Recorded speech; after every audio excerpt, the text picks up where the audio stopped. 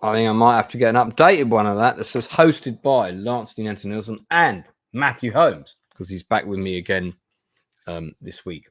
So it's been an interesting day, because I've just literally finished rehearsals a couple of hours ago, and we've got our show on again next week. This is the False Accounts.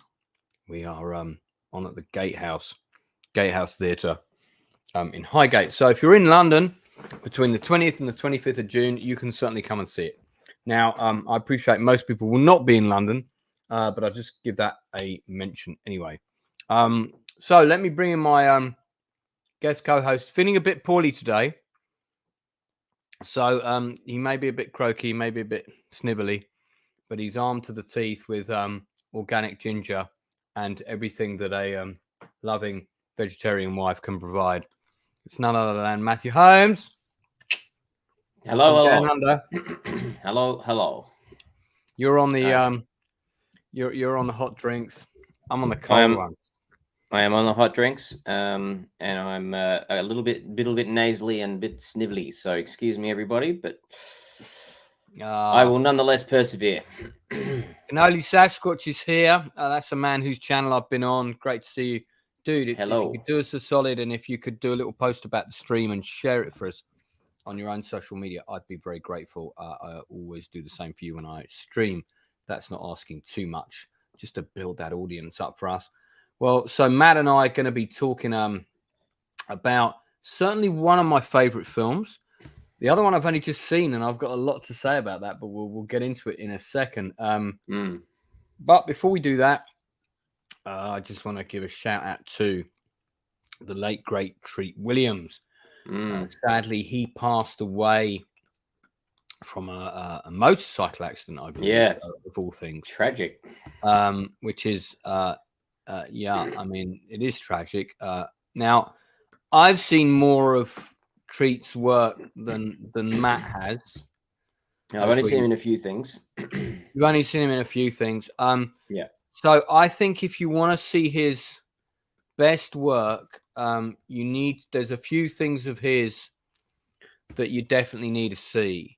And I'm just going to go through his IMDb quickly and make some recommendations. And I know this is a bit off topic, but I feel when an actor of his quality passes away, the least we can do is do a little shout out here and also honor his legacy by recommending his work. Now, the funny thing is, right, he played Burger in Hair.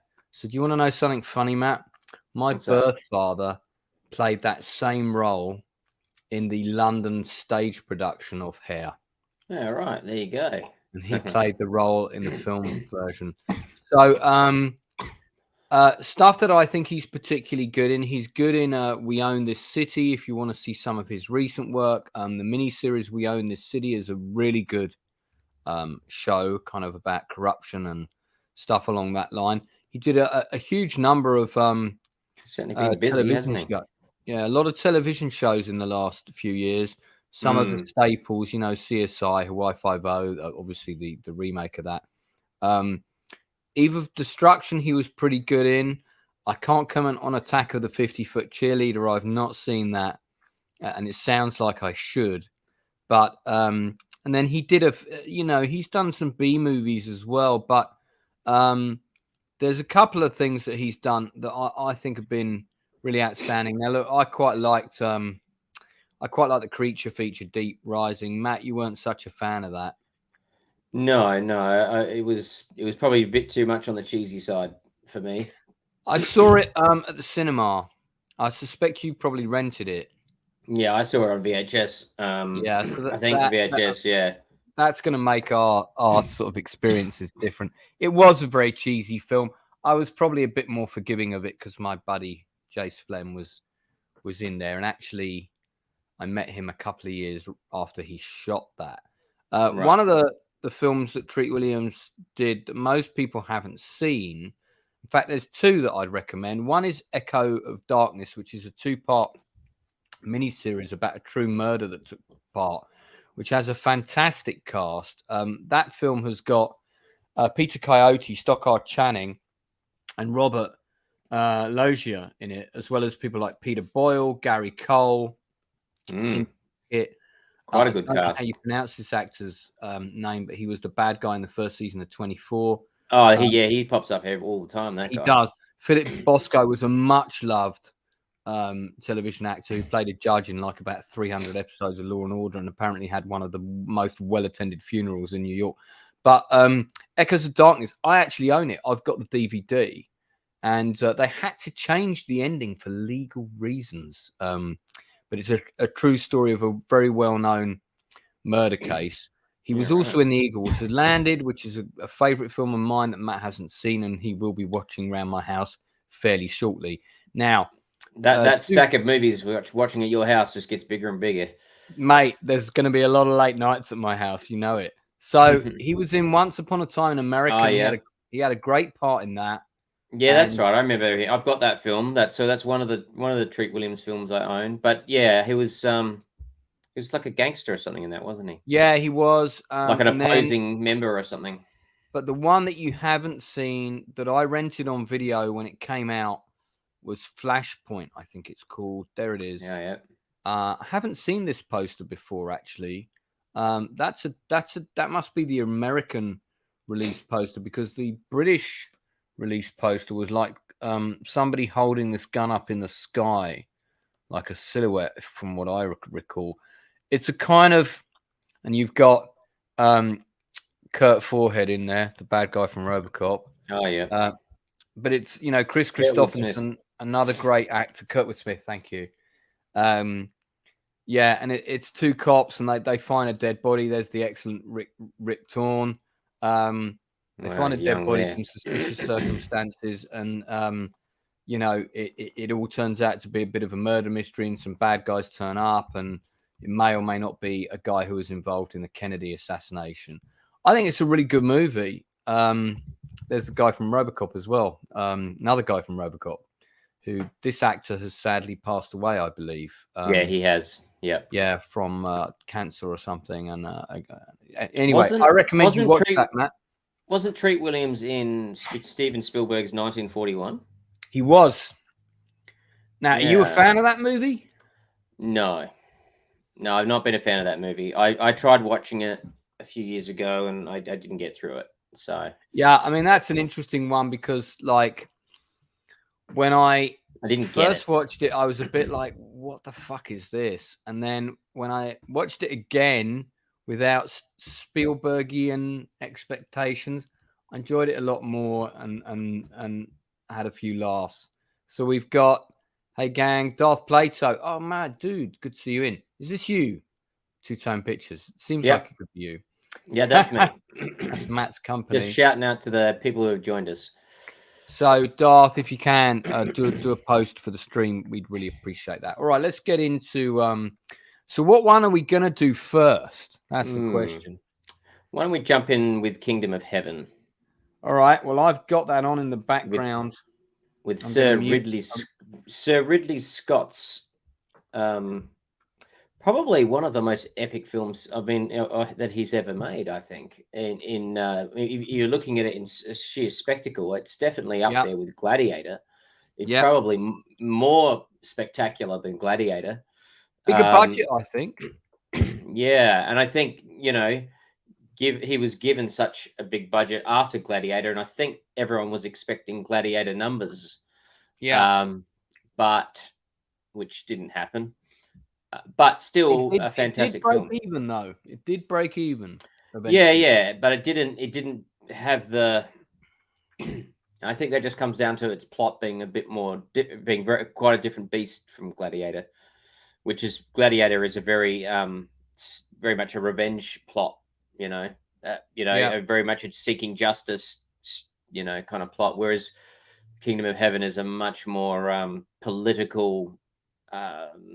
Spiritual sort of thing. I guess it's kind of medieval political drama with layers of religious intrigue. Is that with religious intrigue, philosophical musings, and splattered with some lovely, violent, and spectacular action sequences. Okay, so we are talking about the director's cut today, which Yeah. A vastly different you know, beast from the theatrical. Yeah. Now let me put up my banners because see, I always forget these. So first of all, we need to put up that one because Okay, I'm just gonna. I just need to check out for 1 second. I'll be right back. Okay, no problem. So I'm on with Matthew Holmes. We're talking about the director's cut of Kingdom of Heaven, and I guess what you would call the ultimate cut. It's called the ultimate cut, but it is actually the ultimate director's cut of Alexander. So when Kingdom of Heaven first came out, I'll tell you now, it premiered at the Odeon Leicester Square in London. So Matthew, that is the cinema that was showing Dunkirk premiere when you came to London. So I saw it. I want to say I think I saw it on a 70mm print. It was certainly on a big print. Right. Back in the film days. Oh yes. Because what year is this? It's like 2005. Yeah. Yeah. Wow. It's getting old now. Yeah. I mean, it's nearly 20 years old. In 2 years, it will be 20 years old. It still feels like a modern film to me in my mind, but it's yeah. I mean, it was definitely filmed. I think it was. I'm pretty sure it was shot on 35mm. I think. Yeah. It would have been because the digital cameras in 2005 were still not in their infancy, but they still hadn't quite mastered the look of film yet. I think the first sort of big movie to really commit wasn't it the Lord of the Rings trilogy? Because didn't they they were sponsored by Red, and didn't they have like no that was many years later with the Reds, which was a terrible idea. I think one of the first big epic movies to actually commit to using digital was actually Mel Gibson's Apocalypto. Okay, I saw that in Leicester Square at the Empire, which is my favourite cinema, which I'm definitely taking to you two when you come over. Even if we have to go and watch a Disney movie, we're going to go to that screen just so you can see. Hopefully, it'll just be Mission Impossible. That'd be good. And if it is if Mission Impossible's out, it will definitely be on that screen for sure. Great. But yeah, Apocalypto was the first one to really use digital, and I remember seeing that in cinema and seeing the images and going, "No, it doesn't quite cut it yet. It's still not quite film." Up until then, digital was mostly. I think it was Attack of the Clones and the other Star Wars prequel that were using digital. Yeah, and their quality, like if you look at them now, those digital cameras just were not up to scratch yet. So thank God Kingdom of Heaven was not shot. This is very much the color palette of Kingdom of Heaven, even the director's cut, which I have on in the background now. I have seen it before, but I really needed to rewatch it for this stream, and unfortunately I only got to do Alexander. This is very much the color palette for the first 25 minutes of the director's cut, and even the first 10 minutes of the. It's extremely Ridley Scott, isn't it? It's got his fingerprints all over it. Well, there's I've just got someone pissing in a river right now in the background. Sorry, that was a bit distracting. I think that's David Thewlis's character. The whole way through the first 20 minutes, there's like. Now, I don't know if it's supposed to be snow or if it's supposed to be blossom, spores of spring, or if it's supposed to be ash of burning villages. But there's this constant white kind of, floating around in the air. And I kind of like that. I'm not quite sure why it's there. I guess it's very legend, isn't it? Like you're looking very at legend. Going... Yeah, actually, there's a lot of shots in this that lend itself to legend, but the first 25 minutes of this movie have like a blue filter on them. Yeah, I think it's to be that freezing cold. I think he wanted to contrast France with such a contrast to Jerusalem that he just made this place look as cold as possible. It's the winter of Europe as opposed to what's coming. And actually, let me try and do this without knocking over my Prosecco. I mean, I've always thought it was snow. Well, it's snow, but it's obviously some tissue or rice paper product that Ridley buys, that he buys by the shipping container load for every day on set. You see the telly in the background there? Yeah, I can see that there, I'll turn it right around. So this is So playing on the screen right now is my 4-disc director's cut. This is the best box set. So if you have predominantly gone over to Blu-ray like Matt and I have, but you do have one of these in your collection, don't do what Matt did and give it away to the charity shop, because that version does have a few things. Oh, it has a whole making of. It's fantastic. There's a whole load of stuff that's not on kind of later Blu-ray releases. No, they left them all off. It's unbelievable. Yeah. So lazy. One of the things I noticed about, we'll get into cast in a minute. Oh my God, someone just died. Arrow to the eyeball. That's a fantastic ambush. You think it's great how you think these are going to be your merry band of people that you're going to be following throughout the movie. And most of them are about to get killed. Yeah, and they just get obliterated. It's really a brutal moment. And actually, this shot that we've got coming up now, this is the shot where they're looking at the ambush. Yeah. Well, it's the isn't it Nicholas Walter something, the Danish actor who became famous in Game of Thrones? He's this chap here, I think. No. The guy that attacks them, he's like plays a nephew or something, and that's Nicholas Walter. Oh, that's Nicholas Coster-Waldau. Yeah. Yeah, my God, I've totally forgot he had a cameo in this. Yeah. He was in Black Hawk Down. He was one of the snipers in Black Hawk Down. That's right. And this is just before he got big with just before he went big with Game of Thrones. Yeah. Are there any other later, but there might be some other. I got a feeling there's another Game of Thrones person in this as well, but anyway. I think there's probably more than one. I mean, in the background here, you've got Kevin McKidd, who I think is a fantastic actor. Now, he was one of the two leads in Rome. Ray Stevenson was the other one who, of course, that's right. Away. He survives the attack, doesn't he? Yeah. You've got David Thewlis on the left here, who kind of plays this sort of mad monk type. Probably my favorite role of David Thewlis is of all of him that I've seen. I think this is my favorite Thewlis role. I think between this and the animation Human Resources, where he plays the spirit of despair. If you haven't seen it yet, Matt, you should. And by the way, there'll be a clip coming probably on the movie quiz that you'll be attending mine. But you need to watch Human Resources on Netflix. That's a good half-hour show for you and Nadia to put on when you're winding down and doing anything serious to watch. Okay, good. I think you'll find it funny. It's kind of Family Guy-esque humor, but I think it's more fun in some ways. I particularly like the character of Maury, who's like the horn monster, as he calls him. So Dave Macy's here. Hello, all. Some of the sword work is exceptional using actual historical techniques. I remember that actually, that they tried to do that style, and it is a bit different in the movie. Yeah, good. Big fight sequence going on my telly right now.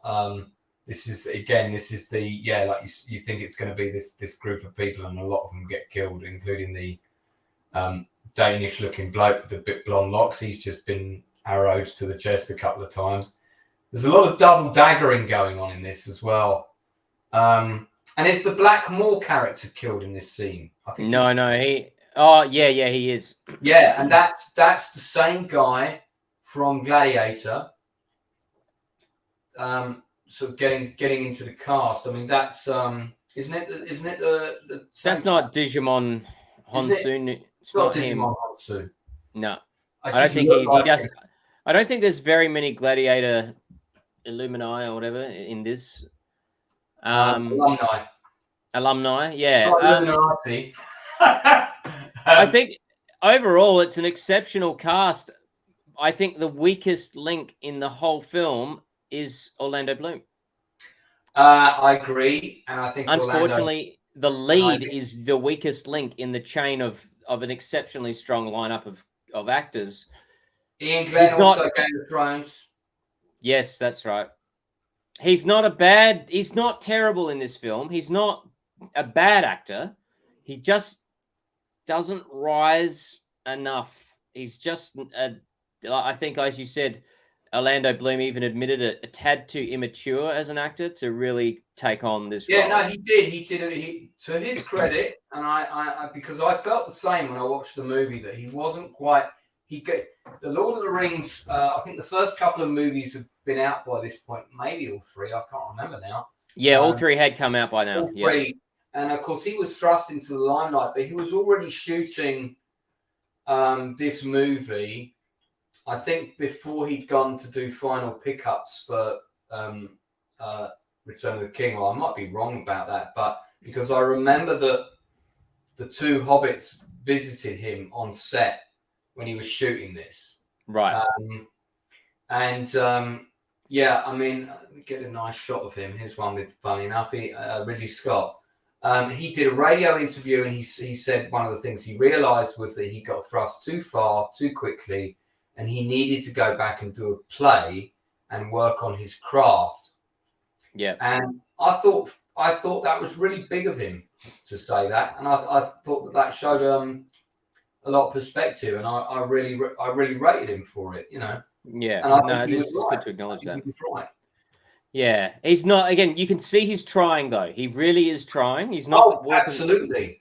Yeah. He's not walking through it. He's absolutely committed to the role, and but yeah, he just doesn't quite have the depth and the gravity. He hasn't got the depth of experience to quite bring the level of gravitas to the role that's required. I think that probably might have been one of the things that kind of disconnected the audience. And look, it's a complex character. You know, he's not 100% good. He's also got a little bit of darkness, and so it is a complex role in a complex movie. And I think that's maybe why it isn't. I don't know. It isn't blockbuster fodder in a way, Kingdom of Heaven, which is kind of maybe why it didn't feel like a Gladiator, because it doesn't have that very clearly delineated bad guy, good guy kind of. Even the bad guy they're fighting at the end, Salahadin, is you get a sense that even Salahadin's not really a bad guy either. No. So it doesn't have that easy to understand Emperor good Maximus. No, Emperor bad Maximus good sort of mentality that blockbusters and mainstream films tend to have. I mean, here's the funny thing about what these two movies have in common. A couple of things, in fact, is that they were both box office bombs in America, but they were both box office successes in Europe. Yeah. So they both broke even in Europe. This one did particularly well in the Middle East. It did really good numbers in Egypt. Now, these are not the same numbers that you're going to get from multiplexes in America. Yeah. But the film did break even, but wasn't considered a commercial success because it, brought in a few million as opposed to a few hundred million. But I thought that was quite telling. And I think that American audiences probably just wanted an action adventure film, which was the cut that they got, incidentally, which has made it a weaker movie. Yeah, absolutely. And it's not an action adventure film. It's it's much smarter than that. Yeah, it's a fictional tale within a factual setting that does good shoe leather to the history where it can. It's not able to give us everything with incredible accuracy. I think that it's very much rooted in reality. I think there was a Balian and there was all these characters. Yeah. But it's been boiled down and Hollywoodized somewhat to the bare bones, but simplified. But it's there's that snow machine working overtime again. Yeah, it was not. But it was delicately handled as well, like because you have the Muslim versus the Christian thing, and it very much takes it takes a very balanced viewpoint. I think the film very balanced and shows fanaticism on both sides and shows. I don't know. It was a fine line for Ridley to walk, I think, and I think the script by William Monahan really shows he's really philosophically he's really trying to figure this stuff out. Like, how do you deal with this thing of faith and opposing faiths, and who has claim to something, and it's a delicate balance. And actually, my favorite character in the whole film is the King of Jerusalem. Would that be? Is that the character played by Norton? Correct. Who was not credited. That's interesting because that's also my favorite character. Yeah. That you never see his face makes him all the more intriguing. I like that, and I like the fact that Norton didn't like pull rank and do a Judge Dredd and say, "I've got to take my helmet off" or whatever. No.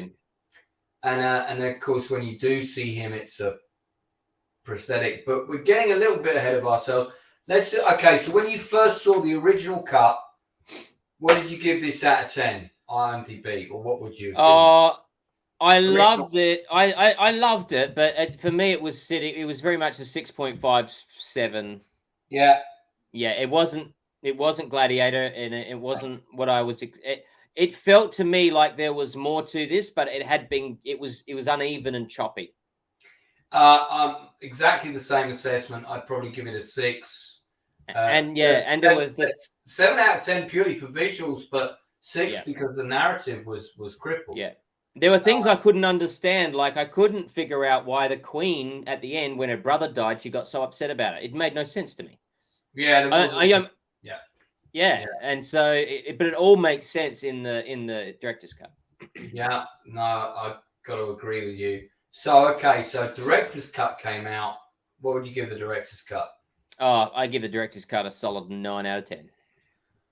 Yeah, I'll probably go 8.5.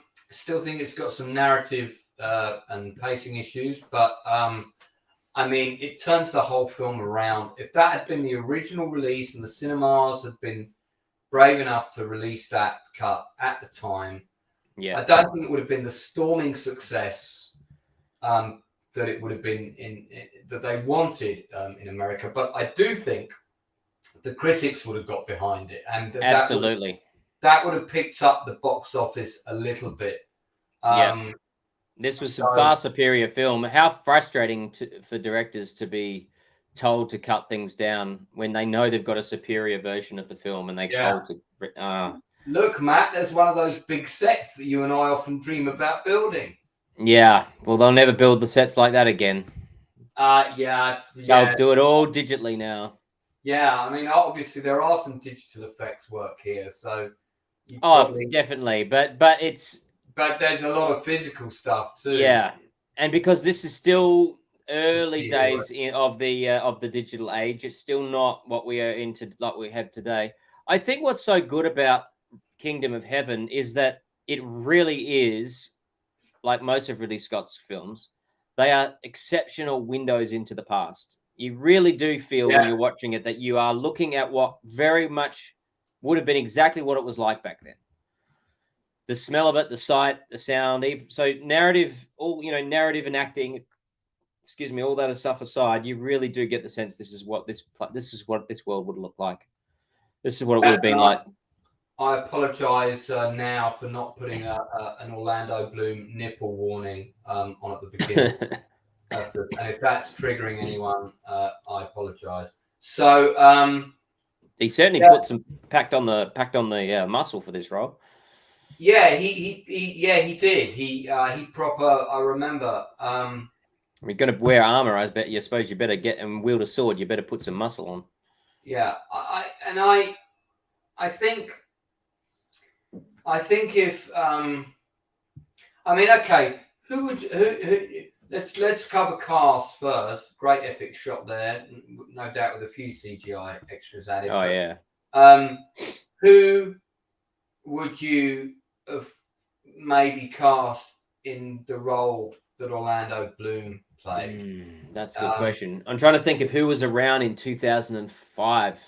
Who was around in 2005 that's kind of looks to be in their late 20s. It's got to be a youngish, energetic guy. I think Leonardo DiCaprio would have been better. Yeah, but Titanic was 97. This would have been around the Gangs of New York time. So I think Leonardo DiCaprio would have been better. But of course, you know, would have been an interesting choice. He would have been an interesting choice. Leroy Peters is disagreeing. Okay. Does Leroy have an alternative that would be good? I agree. Brendan Gleeson should have been not. He was fantastic. As there were two. I mean, let's talk through the cast before we get on to more visual things. I mean, this has of the two films, and I will reference them together occasionally. I would say that this film has the stronger cast. They both have good casts, but this has the stronger cast. I mean, even in small roles like the priest, you've got Michael Sheen. Yeah, he was great. You know, he's really good. This has definitely got a much stronger cast for sure. David Hewlett, as you said. Now, this actor, that's the actor who played the Danish guy who you think is going to have a big role but gets killed. He looks Scandinavian. Big guy. Kevin McKidd is in it. Love Kevin McKidd. Also was in Rome. And don't worry, any audience thinking Matt's about to pass away, he is receiving medication off screen on a regular basis. As you said, you've got people like Nikolai Coster-Waldau. By the way, Bronson Webb is a great British actor who I think is just waiting for a lead role. He is the kid who gets executed in the very first episode of Kingdom of Heaven and gets his head lopped off for saying he's seen a White Walker. Yeah, that's right. I remember him now. He was actually recommended to me by actor Phil Davis. Phil said I should cast him when we were looking at Pegasus Bridge. And I had a big role lined up for Bronson in that movie, so it's a shame it didn't happen. You know who was also in this film that was quite good as the priest in Jerusalem was actually played by John. What was his name? He was a guy who was originally cast in John Hurt's role in Alien, but had to step off. John Finch. John Finch. Okay. Yeah, I'm looking to see him here. There he is. Yeah. Okay. John Finch. And because Ridley said that he didn't get to work with him, of course, on Alien because he had to step off, and so and it was like 20 years later he got to work with him on this film. Yeah. Now is that a shot of him in Kingdom of Heaven? No, that's him in Macbeth when he's much younger. Actually, and just as a little side, John Finch played Ben Hall in the BBC television series in 1975 of Ben Hall. Yeah, that's nuts, man. Yep. So he's another. Who doesn't know? Matthew directed the feature film The Legend of Ben Hall, which is actually how Matt and I came to meet, and that's about Australia's most notorious bushranger. You might want to check that out. It's available on Blu-ray and probably also on one of the platforms, isn't it? I think. Yeah, it's pretty readily available on most platforms. Now, Leroy's jumped in when I was just about to say Alexander Sigdig, of course, is in the movie, plays Saladin, I believe, if I remember rightly. Now, that Saladin actor is great. I mean, he's called Imad in the cast list here, but he's great in the film. Eva Green is pretty good in the movie. I'm not like she's good, but you know, I'll leave that there. I think she's good. She's good. Terribly attractive woman. Yeah, maybe that's muddying your activity. But yeah, no, she is. I can see where you're going there. Your wife looks not dissimilar to an Eva Green type. So I can see the appeal. And I mean, look, you've got a lot of good actors in smaller roles. Brendan Gleeson, of course, is fantastic in it. Now, he's so good. I love Brendan Gleeson. His son, of course, is now an actor as well. I'm looking for the actor who plays. Is it Martin Koskas? I think it is.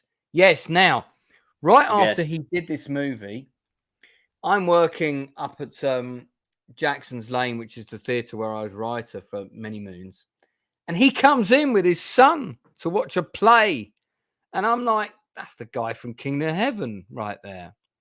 And Yeah, I mean, his character is, you hate his character in it. He does play a lot of villains, Yeah. Martin. Although He's a great... he did play an elf in Lord of the Rings, the Fellowship of the Ring. That's right, yeah. Wasn't he Kate Blanchett's Yeah, husband or the something? brother. Yeah. Yeah. Good God, you know what? I've only just realised that, man. Yeah, That's because the he has same blonde actor. hair in There that. he is. Yeah, because he has blonde hair in that, and so you don't Yeah, and also instantly recognize him. I'm speaking so slowly in Elven because Yeah, it's that's right. very meaningful, and you won't recognize me from other roles. And yeah, thank you. He is a great villain in this. He was just such a despicable villain in Kingdom of Heaven. Good to see that Ollie. I'm definitely coming to see your show in Highgate.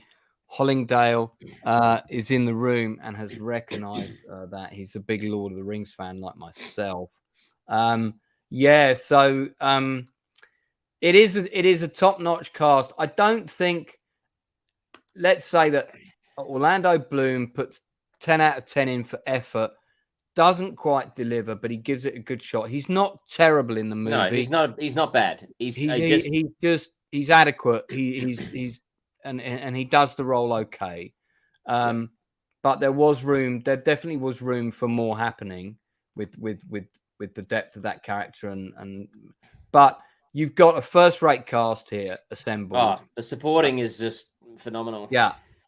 So I think even with a less experienced actor in the lead, if the script had a really cohesive narrative and we'd had the director's cut from the get-go, I still think the film would have been much more beloved than it was at the time. Yeah, because I guess a lot of people, only those on home video and so on, discovering the film would have, I mean, a lot of people would have just watched this at the cinema and then gone, I've seen that film and I'm not going to watch it again. And it's a shame because if you don't give the director's cut a spin, then you're missing out for sure.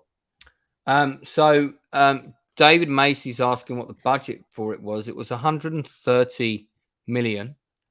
I think that's US, so that's probably just over around that time. I think the dollar was pretty weak against the pound, so I'm going to say that it was probably around 105 million UK dollars. Again, the sort of budget that Matt and I can only dream of.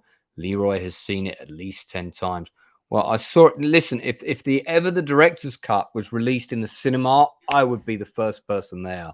I'd love to see this on the big screen. Absolutely. I've only seen the director's cut on my big telly, which isn't as big as most people's tellies, probably. Yeah, I mean, whilst I dash to the Logue, I don't want to put too much pressure on Matt because he's feeling poorly. But in true brotherly fashion, we often agree on a lot of things. And one of the things that we agree on is our favourite character in the movie, and we agree on the reasons as well, is Edward Norton playing, I guess you'd call him Jerusalem, I think he's called. Yeah, the King of Jerusalem. Do you want to just give your views on that while I just dash to the bathroom real quick? Sure. Yeah, no, I think this character is, I think this is my favorite character in the film, and he was, excuse me, everyone. I think the reason he's my favorite character is because I found him he was such a wise character, and some of the things that he was passing on to and teaching Orlando Bloom's character were just very profound. And the fact that he was, sick and, and disease ridden was also great. That a character like him wasn't bitter, but also that that he was always masked was quite amazing. And I actually never wanted to see his face, who was under it. I actually found it more intriguing just staring at that mask. And I remember when I was watching it in the theater, hearing the voice, I knew that voice, but I couldn't place it. So the mystery was even greater. And I think the mystery of that character, combined with the mystery of knowing that I knew that voice, but I couldn't place it, was, I don't know, that must just made that character really, really special. Yeah, the film that brought me to the attention of Edward Norton was American History X. I which remember is that. just a phenomenal movie. Yeah. Bit of a troubled production. We won't digest that now, but actually, Matt, that's definitely one we should look at. Very troubled production, and a very, one of the most hideous scenes ever filmed. Yeah, I know. You're talking about the curbside. I know exactly what you're talking about. And that would make a great stage play, but let's not go down that rabbit hole. I have two reasons why this character is my favorite. One of them is very personal, and I remembered this story when we were on our stream last week, and I thought I'll save it. So, my first reasons are exactly the same as yours. I found the voice and the mask. The mask is perfect because it's kind of got this eternal expression of sadness. Yeah. Oh, it's in a beautiful mask. Just watching that mask is just like. I do wonder if that's in Ridley Scott's big Hertfordshire mansion somewhere, and I'm speculating. I don't really know where he's got a big mansion. Actually, I think he's got a lovely estate in Italy somewhere. He's got an estate in France. I know that. That scene in Gladiator with his son, and that's Ridley's wife in that scene, playing Russell Crowe's wife. That's Ridley's wife. Really? Yeah, that's Ridley's wife. That beautiful woman is Ridley's wife in real life. Good on him. He likes those Mediterranean women, and good on him. Yeah, mate. Well, yeah. Okay, we'll do another stream. That's a different stream. So, different channel. I believe that's his Italian sort of holiday home. It might be his home in France, and they doubled it for Italy, but it certainly looks very Italian. It looks very Italian. So, my reasons are the same. I liked the obscure kind of. You had such a great relationship with this character, particularly in the director's cut, because there's so much more there. He was a bit more detached in the original cut. However, here's the reason why I really like this story. So, for my mind, the most powerful piece of music in the film, and probably one of the most powerful pieces of music in cinema history, along with the main score at the end of Gladiator, for example, is the piece of music when his character dies. Yeah, it's beautiful. Remember the piece I'm talking about? Oh yeah, that choral sort of that with that voice. Na, na, na, na, that one, right? Yeah. So forgive my knack interpretation, viewers. Please don't turn off at this time. Mm-hmm. So personal story. People might have to bear with me a bit. I'll keep it short. So my friend Angela, who passed away, who was a dear friend of mine, you can see the true story about mine and her friendship in my film, The Journey. It's on the channel. You can watch it for free. So at some point, we had to clear out her flat. Very unpleasant experience, as you can imagine, right? Yeah, it would be. And one of the things that her sister said, look, if you want to take anything, Lance, you can take stuff. And I saw a load of homemade compilation CDs that she had created. I still have some of them. Yep. And the first one that I played, that I put in my CD player, the first track that came on was that piece of music. Ooh. The second track was the last track from the Romeo and Juliet movie with DiCaprio. Oh, yeah, yeah. I mean, probably not the two best pieces of music to suddenly hear on a CD that I've taken from one of my best friend's houses who passed away under that's going to get the feels going very quick. Jesus Christ, you have no fucking idea. I mean, I blubbed like a little boy for like a couple of hours, and that whole CD was like she'd made this personal compilation of the most emotive tracks ever, and it was all on this one disc, and I had to turn it off after like 5 or 6 tracks. Yeah. But so now that piece of music is forever acquainted with that moment in my life. Like lots of iconic things with film do somehow connect to things in your life. And absolutely shit, man, that was crazy. But I always really loved this character. And the moment where you do see him, spoiler alert, turn off now, after he's passed away, is actually really fucking powerful, because it makes his performance and his ability when he's alive all the more amazing. Does that make sense? Right. Yeah, it does. Yeah. No, it does. It just shows you the suffering that he was going through. Yeah. It was a yeah. Few different advancements on favourite characters here. Leroy says he likes Jeremy Irons. I did like Jeremy Irons' character. He was great. He was excellent. Darth Plato goes for the German dude. Matt, can you advance who that is? The German dude's the Scandinavian guy with the locks, with the the big locks who gets killed by the arrows. Yep. You think he's going to be like sort of okay. Yeah, I really like David Thewlis. He's a really good character. He's just so enigmatic. And have you heard the theory that his character is actually an angel? I have not. That's very interesting because he doesn't have a lot of dialogue with anyone else, does he? No, because he tends to survive a lot of things that should kill people. Like when the boat sinks, he survives it. Like and just disappears, and he keeps reappearing. And there's some theory somewhere come up that he's this guiding angel to the character of Balian. And but yeah, it's I read an article about it. It's interesting. Speaking of music, though, the music for this film by Harry Gregson Williams, definitely probably his best music. And nice that Ridley departed from the Hans Zimmer thing for this.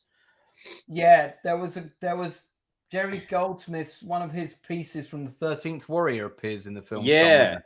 It is in that moment where he's when he knights all of the people all those young men in Jerusalem. Arise and knight. Arise. Yeah. Okay. And he starts talking and everything, and that's the music from Jerry Goldsmith from the 13th Warrior when they're waiting for at the end when they're waiting for the army of the bear people to come and attack. And I remember in the cinema hearing this music start, and because I'm a big fan of the 13th Warrior, I was hearing this music. I was hearing the music. I was going, I know this music. And I couldn't place it. It was driving me crazy. I couldn't place it because the movie was different to where I'd normally heard it. But I knew I'd heard that music before. But yeah, apparently they just loved that piece of music so much they just went out and bought the rights for it. So, by the way, I did. I was a guest on a stream on Positive Fandom. My friend RM, and it was a stream about the Midway movie, and co-hosting it was Darth Plato. So I got to hang out with the guy for real. So Darth, that was a lot of fun, man. Really lovely to see you. So there's a lot of discussion going on about the history here between Darth and residents of the kingdom. We're working on repairing the rift between the Franks, Europeans, and local Muslims, going back to the Second Crusade, and undermined all that. Of Renaud de Chatillon. So a few interesting tidbits and facts there. Now, and I'm not going to pretend to be an expert on this period of history. No, I have no idea. This is one of the very few crusade movies that I'm aware of. There might have been some movies about the Crusades made back in the old days in the 50s and 60s, but the Crusades is very much a thing that we hear about in movies, like Robin Hood, Prince of Thieves talks about the Crusades, and we see 30 seconds of it, sort of at the beginning. Yeah, but you don't. But this is really like, if you want to watch a movie about the Crusades, this is the movie you go to. Was there a Hollywood version?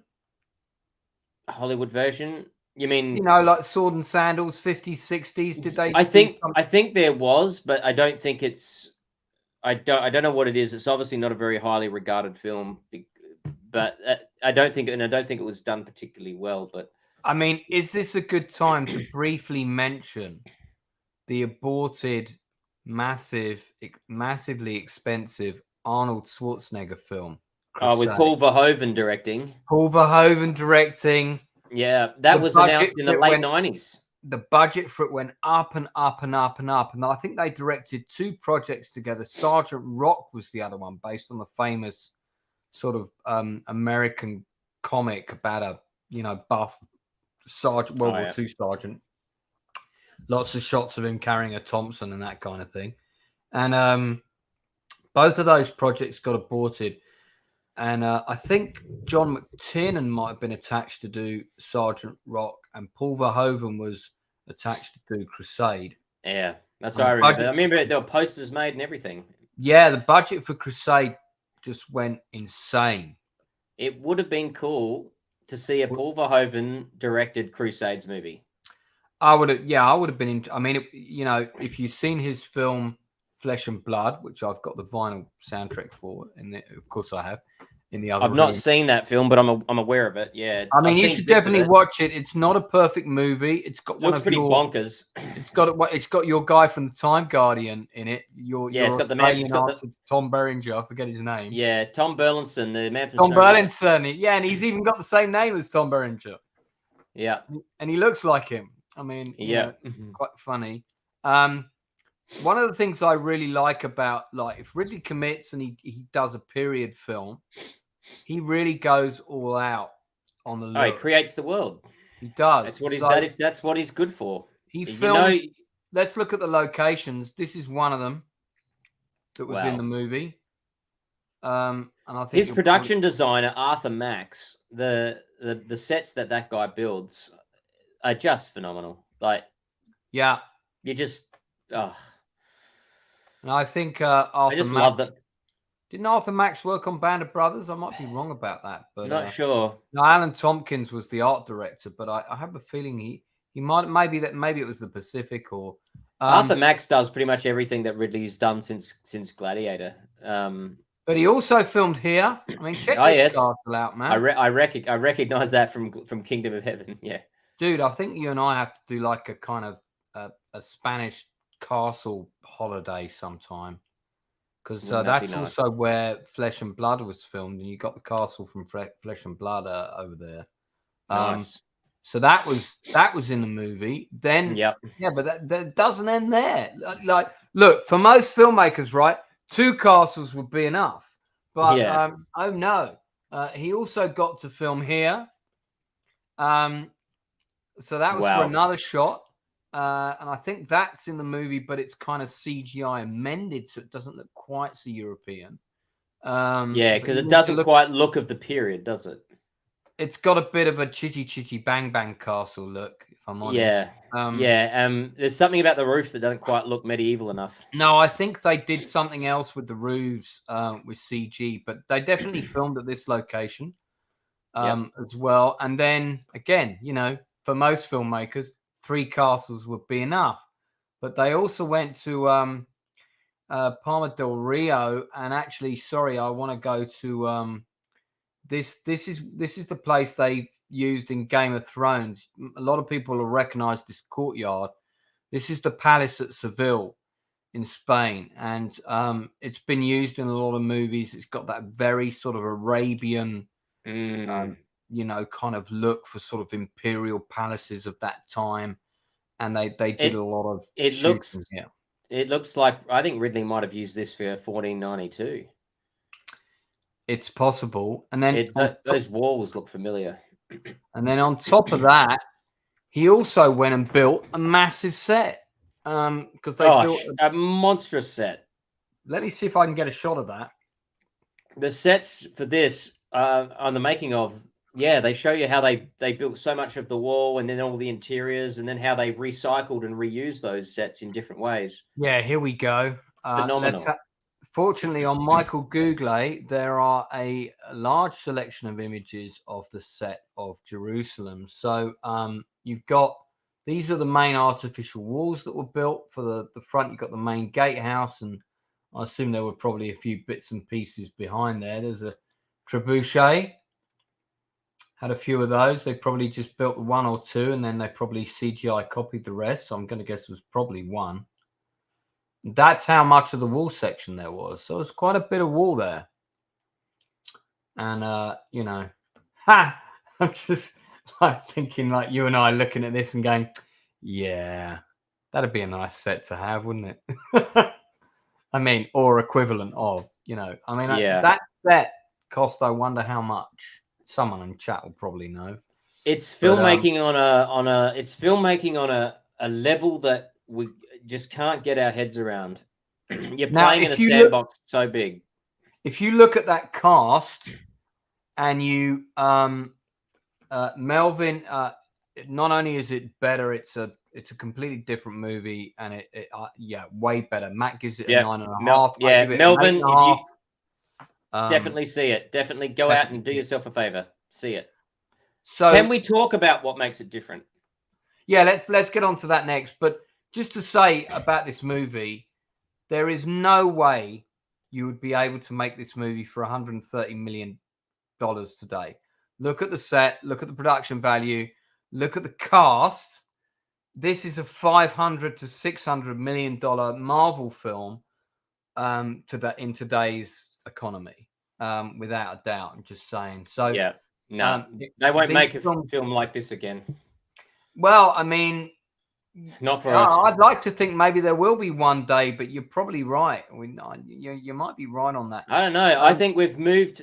CG is now so much more convenient that you could. That I don't think they'll build sets like that. We won't get movies that look like this anymore. You know, it's just there's something strange happening that the movies of the past are becoming grander than the movies of the present. In a strange way. Even though our movies are getting more expensive and CGI is getting better, there's still something grander with these older films. And even like going back and when you watch Ben-Hur now, even though that's dated in its acting styles and everything, you still marvel at its spectacle. You still and technical achievements, because there's still that sense that you are watching 1,000 or 2,000 extras. You know. And, real people on chariots doing incredible stunts. That's right. So, it's... I don't know. I'm gonna miss Ridley when he's gone. I really am. Yeah, he's made... I think he's made more better films than he's made. Yeah, his filmography is a bit of a peaks and troughs, for sure. But I'll always get something out of one of his films. I think... there's always something to get out of his films, even the bad ones. You'll even find some. They'll always look good. Like you can guarantee. Oh yeah, I mean, Prometheus looked good, but the main thing I got out of it was out the door as fast as possible as soon as it had finished.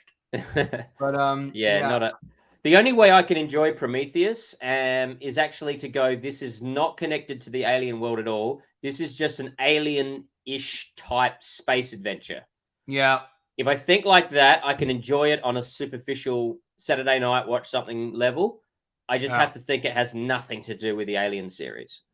Yeah, no, I got you. That's how I can enjoy the new Blade Runner film. I just go, this is a Blade Runner-ish type of movie, but it's not connected to the first film. Darth Plato says he's got the Napoleon project coming soon. Oh, I cannot wait. I'm looking forward to that. I'm looking forward to that. That's a movie that will benefit from CGI in terms of the scale of the battles and I mean, I don't know what the narrative of the timeline is going to be. You know, is it going to be his whole career from start to finish? Is it, pre-Waterloo and then up to the island of Elba? I mean, what narrative are we going to get? I don't know. I do love Joaquin Phoenix, so I'm looking forward to seeing what he does. Do you know the story about him on Gladiator that he tried to get off the set and return the money, and he made a run for the airport? You know about that? Oh, really? Why would he do that? He had a massive panic attack. He thought he wasn't good enough. He was surrounded by all these amazing actors. There was a cream of British talent in there, and he just said, "Oh no, I'm wrong for this role, and I'm very sorry," and whatever. And and Ridley took him to one side, and he said, "Look, let's just do tomorrow, and let's see how we go." And I think they even rearranged the schedule, and they changed the scenes they were going to do with him slightly. And then by the end of the second day, he was like, "Yeah, all right, I'll be all right." And that, I mean, that's a good director right there, because and I get it. He was that was his first real big role out of his brother's shadow. Big role. Yeah, it was. It was just coming out of the 90s. So, and where he really was. Yeah. He's saying, did he win an Oscar? I don't know I don't think so. No, he didn't. I don't think he won an Oscar. But his performance is so highly regarded. In fact, it was Johnny Cash said it was one of his favorite characters in a film. When he was Darth is saying Napoleon's life is too complex to put into one movie. I agree. So that I don't think they're going to do the whole biopic. No, they'll probably just pick a time. They'll pick a period. What narrative is it? And I know they're showing Austerlitz because they've been filming Austerlitz, and there are a particular type of uniforms at Austerlitz, those green ones, and so that's going to be interesting. Leroy Peters says something interesting here. He doesn't like the Alien prequels, so he's with a lot of people there. This one, Ridley Scott directed. He says, I was offended when I saw Exodus Gods and Generals. It was Gods and it wasn't Gods and Generals. Did Ridley direct that? I saw that. Did Ridley direct that? Yeah, Exodus Gods and God and Mortals. That was a sort of a bit of a hokum CGI fest, from what I can remember. Have you Gods got it? and Kings, Gods and Kings. Yeah, it was a very uneven Ridley film. That was one of his blunders, I felt. Well, let's not go down that rabbit hole today, because we haven't even got onto Alexander yet. Right. We should probably let's talk about why the director's cut. Why the director's cut is better. Okay. I think I have a little caption for that already prepared. It's almost right. So is the director's cut a better film? The answer absolutely from this panel is yes, it is. A resounding yes. Yeah. We should have a little sign for me to hold up like yes. I mean, so it is a better film. Let's talk about why. Matt, why is it a better film? Okay. Probably the main reason that I think it's a better film is because it fills in the backstory of what happens with the Queen and her son, who's going to be the heir after the King of Jerusalem dies.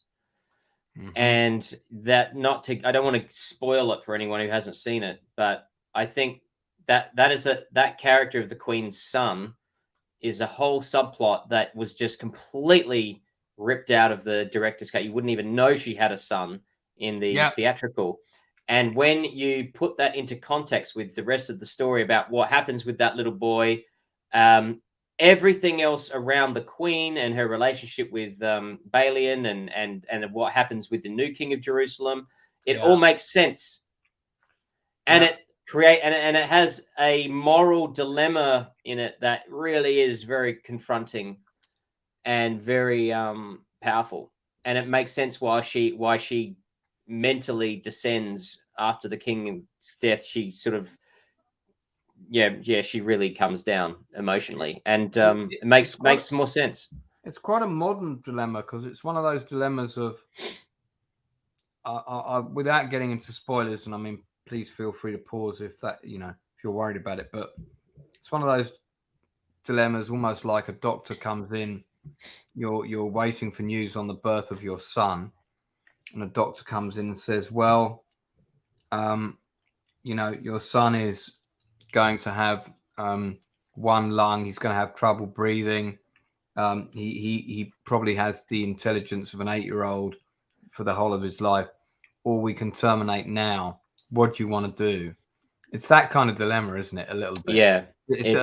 Along those lines, without getting into spoilers. Yeah. How much are you prepared to have this person suffer? Yeah. And what's the merciful thing to do? And shit, that's I remember a friend of mine. Actually, we were around his house playing war games, and the two games he bought, we decided were both pretty shit. So we kind of got into storytelling, and the two main stories we talked about was I hope I live to see the coming of Alien Life, which judging from recent news, I think may well turn out to be the case.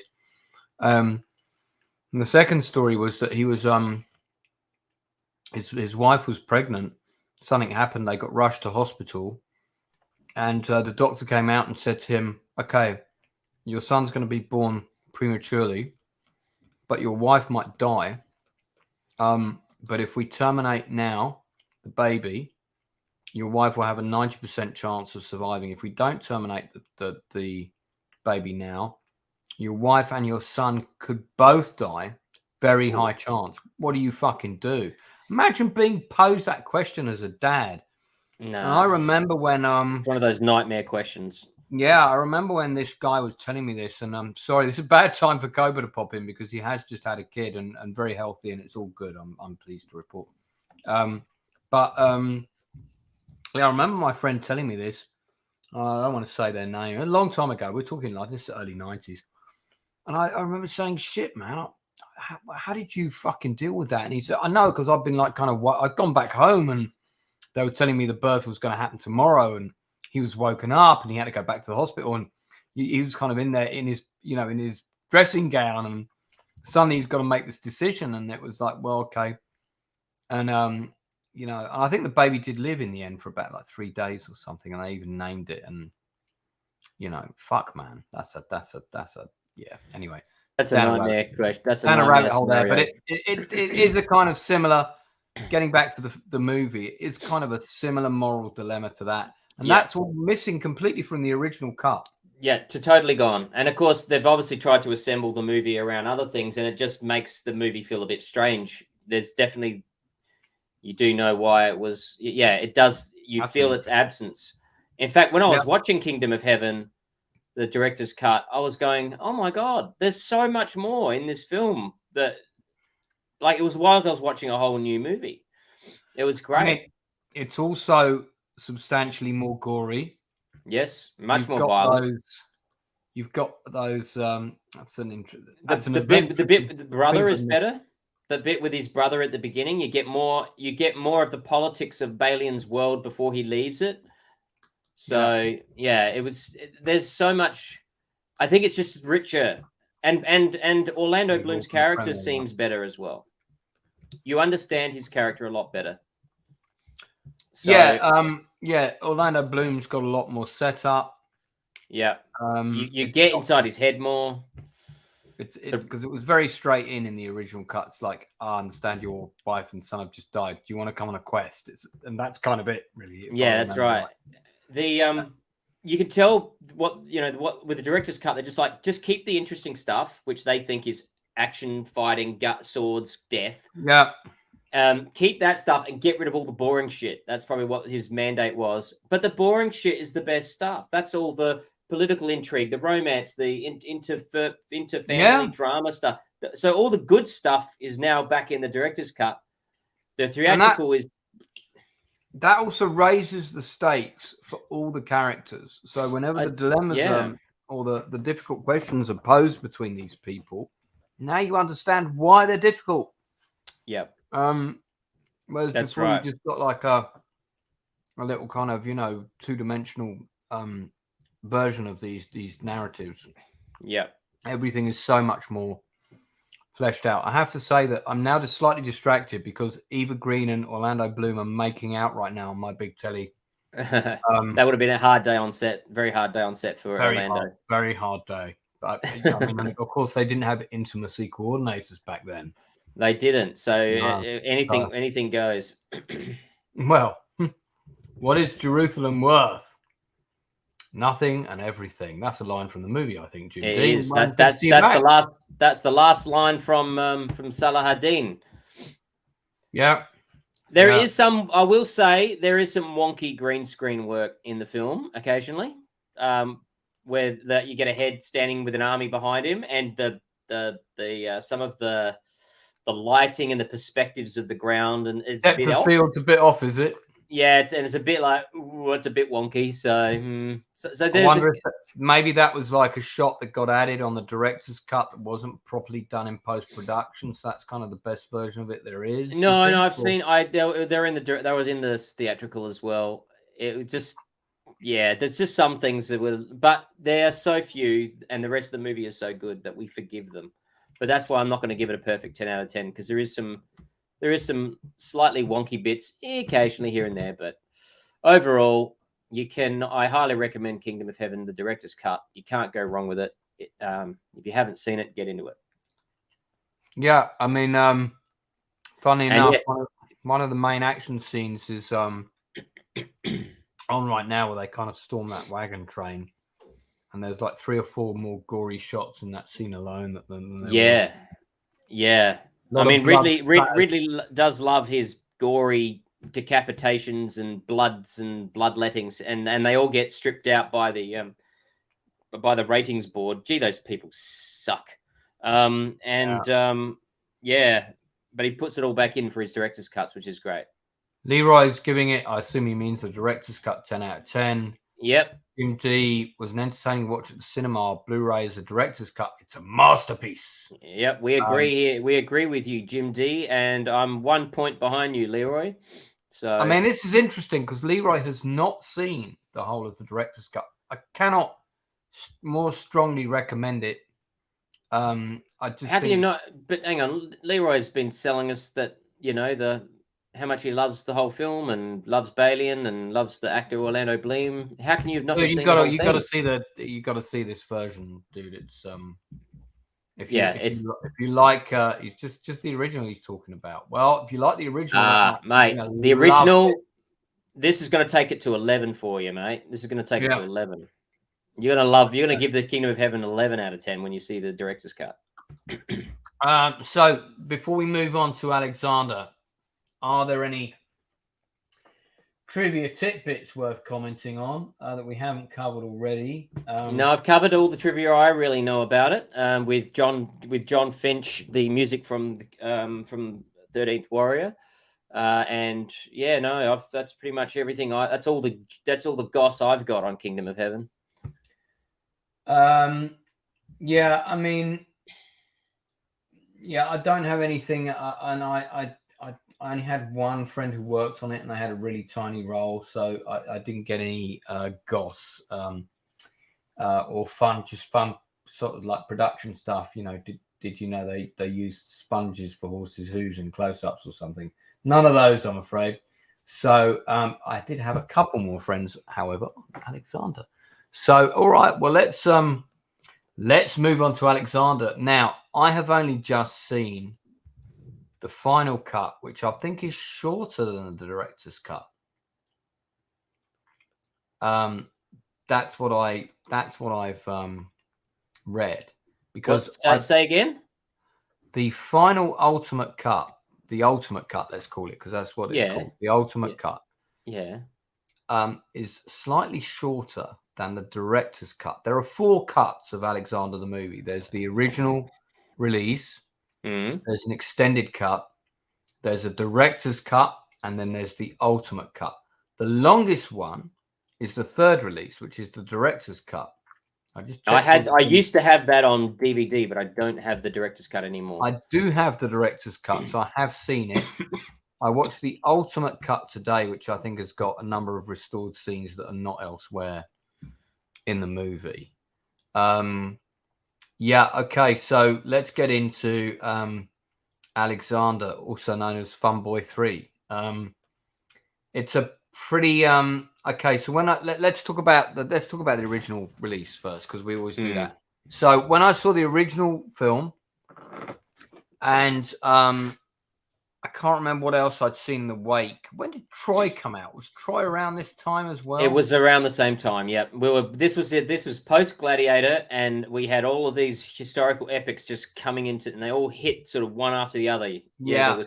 It was Troy, Alexander, and I feel like there's one more I'm not quite remembering, but these were the big ones. Yeah. The Sword and Sandal epic was back. Yeah. Troy came out in 2004. Thank you, Leroy. And actually, there was a Leonardo DiCaprio, Baz Luhrmann, Alexander the Great film that was, I believe, was actually competing, and Oliver Stone's one got ahead of it, and therefore that one dissolved. But it was gearing up to happen. That's interesting. Okay, so thank God it didn't. Yeah, I mean, yeah. Baz Luhrmann, nah. No way. Baz Luhrmann with a historical epic like that, forget about it. Well, I mean, maybe if interspersed with a few musical numbers. Oh, it would have been soldiers in glitzy things with cameras zooming up to their faces going, whoa! Probably would have been a few crotch shots in there, mate. I mean, okay, let's talk about theatrical. Yeah, I think I've just seen one of those blue screen shots you were talking about with Orlando Bloom in front of a castle. Let's talk about the rating of the original movie. I only saw Melvin that once in mentioned theaters. Alexander the Great with Richard Burton was god awful. I don't know if I've ever seen that. I've never seen it, but that's all I've ever heard, was that it was terrible. I feel like I need to watch that now, because Richard Burton's my favorite actor of all time. Forgive me for eating some cheese, guys. Very late, long day today. So I gave the original, I think, 5 out of 10. I would give it. Okay. Yep. What's your original rating for the original release? Well, I can't remember it, to be honest, all that well. But I think trying to recall what I was thinking when I came out of the cinema. I know I came out and I liked it. I liked what I'd seen, but I remember thinking that it was a bit scattershot. So I probably would have only given it about a 6 back then. Yeah, it would have only given about a 6 out of 10. Then when it came out on DVD, the only one that was available was the director's cut. Mm-hmm. And I like that a bit more because I saw there was obviously a lot more footage in it. So, excuse me. Well, here's a big question that I want to pose about. It's a mixed bag, Alexander. Absolutely is a mixed bag. I did a special thing for this, and I don't think I saved it properly. So let me write it out again because I want to put it up on screen. Because it was this. And I'll just type it out.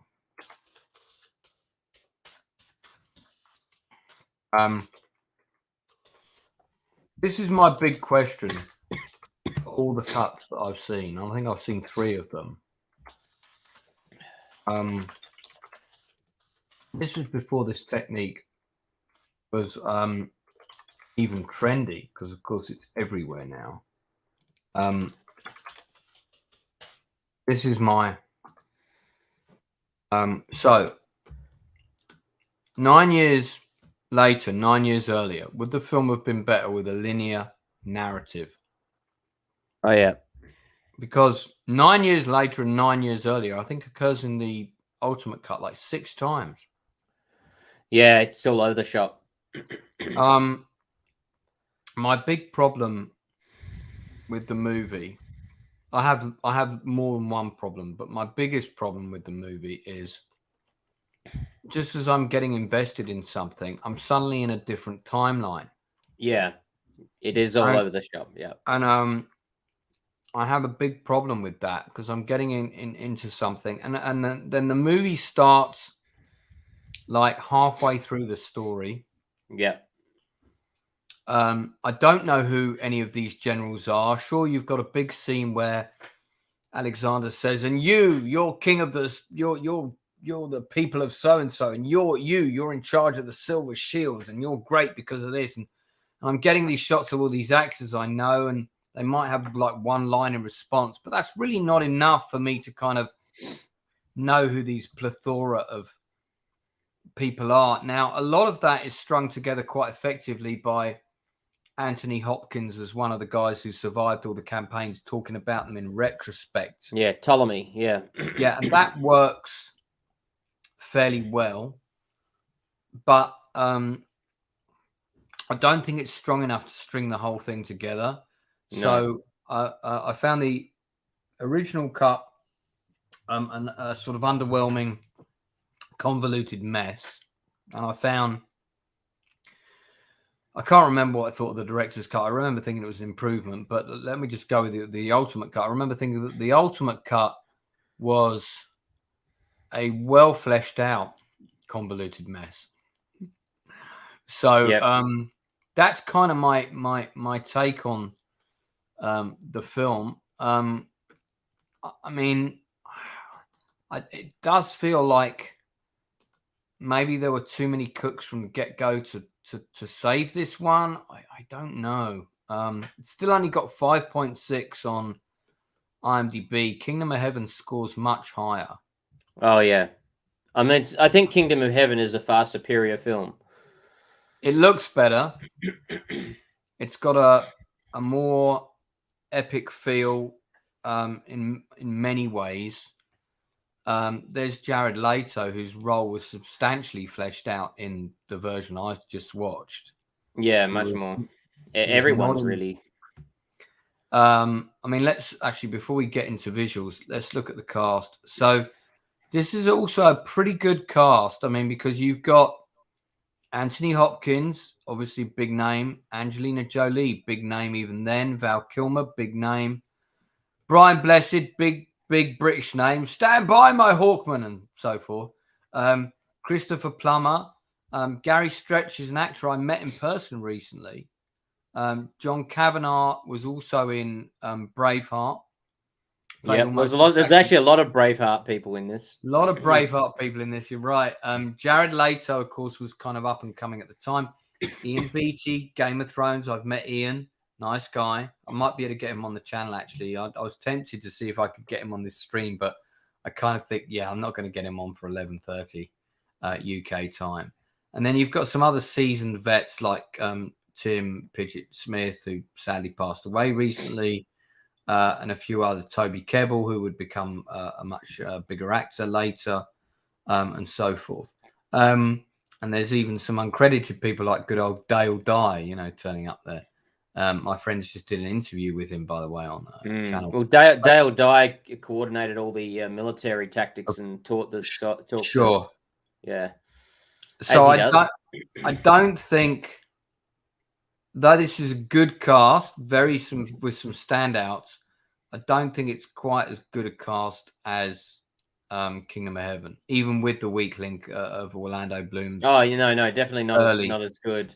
No, definitely not as good. I think, I think for me, Alexander is a film with some wonderful filmmaking, and it's got some great moments in it, and some battle scenes that are just mind blowing, like the battle in India with the elephants. Yeah, that is. I remember that was the closing shot of the trailer. Yeah, that is a truly magnificent battle sequence. It just captures the horror of that so well. And I don't really like the Battle of Gaugamela or whatever it is in the desert. I find that a bit of a hard watch. That's the one at the very beginning? At the very beginning, yeah. But I found the world of Alexander interesting for me. I found I found that ancient world really, really an interesting watch. And then I liked the characters there was a lot of good and bad, very moral grey characters. I think Colin Farrell was a poor choice, to be honest. I don't think he was a strong Alexander. He was okay, but I think there should have been someone better. I think the Irish Leo would have been better. The Irish accent was a bit jarring. It was very jarring. It's like, why did you do that? Colin Farrell is actually really good at accents. Give him another one. Give him a British one or something. Like it really was jarring. And the more that I've watched the film, I really like Val Kilmer's role because he was such a bad guy, but he was complex. He's good. But Angelina Jolie, I could have replaced her without a heartbeat. I really didn't dig her acting. I thought she was extremely over the top. She was just like milking it, like just over the top. What did you think of Rosario Dawson in it? She was okay, but she didn't really have a lot to do or say. She was just sort of hissing and scowling her way through it, She looked good, but she didn't have much to say. And in the ultimate cut, I feel you got to see a fair bit more of her. Yeah, but she didn't have anything to say. Like, she didn't do much, and you didn't get a feeling that she was having any great influence on Alexander. But this actor here, I think, is Neil Jackson. I think because this is Rory McCann, who of course went on to be the what's his name in Game of Thrones. That's right, and he was also the Yarp guy in Hot Fuzz. That big guy walks around going Yarp. This guy Neil Jackson was in the film like a lot. He didn't have a lot of dialogue, but he was in the movie like a lot, especially in the ultimate cut. And I thought he was pretty good to stand out among all those. I did like the depiction of Babylon. Oh, Babylon looked stunning. Yeah, because it was the gardens of Babylon. It really did feel, for me, though, what I liked about it is it really felt multicultural. Like, you really felt like you were spanning cultures and places, and those worlds were coming together. It wasn't just Greek guys with Greek helmets wearing sheets across their chest. It really did. You felt like you were in India, you were in Persia, you were in Egypt. It really had a multicultural feel, which I thought was really beautiful. Because he had a multicultural army, and that was part of the problem that he had with his generals, was that the original guys wanted to have a higher status, whereas he kind of wanted... He sort of wanted integration, really, didn't he? He wanted to do what the Roman Empire did, and I don't know my history, and somebody will chip in chat, I'm sure. No, he's prior the Roman, his prior Roman Empire. So he's suggesting to do what the Roman Empire did later, which was incorporate. Yes. When they conquered a country, they'd form a legion from, that conquered country, and so on. Leroy Peters agrees she is not pretty, and I don't think she's a good actress. Are you talking about Angelina Jolie? I believe so. He definitely can't be talking about Rosario Dawson. The intermission for director's cut of Kingdom of Heaven has just come on. That means I need to change discs, Matt. Intermissions. Well, it's all right. We finished talking about that, so I won't stick it on. I actually feel that one of the problems with Alexander as a movie, even though there's some glorious filmmaking, and I think it's worth watching for the spectacle and for the filmmaking's value that it has, I think the problem comes with the character of Alexander himself. He's a hard character to care about. Yeah, I agree. He's a very hard character to care about because you're watching a conqueror go around starting wars and conquering people and leading these men into battle and fighting Indians and fighting the Persians. And you're like, mate, what are you doing? You're a warmonger. Like, stop it. He's not an easy character to get behind. And yet the movie's trying to tell us that he's noble, he's wonderful, he's progressive, and he's all these things. And he has all these values. But I think subconsciously in our core of humans' brains, people who go out and start wars and kill and attack other people's countries are not those things. Yeah. So there's a disconnect between what the movie is saying. He's a noble guy, a humanitarian, but he's a bloodthirsty warrior who goes out conquering nations. And also occasionally will kill a whole load of generals who, mutiny. That's right. And so you can't get behind him and you can't care for his suffering even though the movie's telling you to do that. Whereas if you take someone like William Wallace, right, we can get behind him as a noble guy because he's an oppressed man. He's a commoner fighting against the evil overlords who are trying to take away his freedom. Whereas Alexander... And we also see his wife get executed by the English. There's a whole load of the first act is all set up for... That's right. So we can go, no, you're fighting for a cause, and then you can go out and charge an army, and you're fighting nobly to protect yourself. Whereas Alexander's the son of a king. He's not poverty-stricken. He's not fighting for his freedom. He's fighting for his own glory. So we can't get behind him as a character. And this is why I think Kingdom of Heaven works stronger than Alexander, because we can't get behind the main character of Alexander. I agree.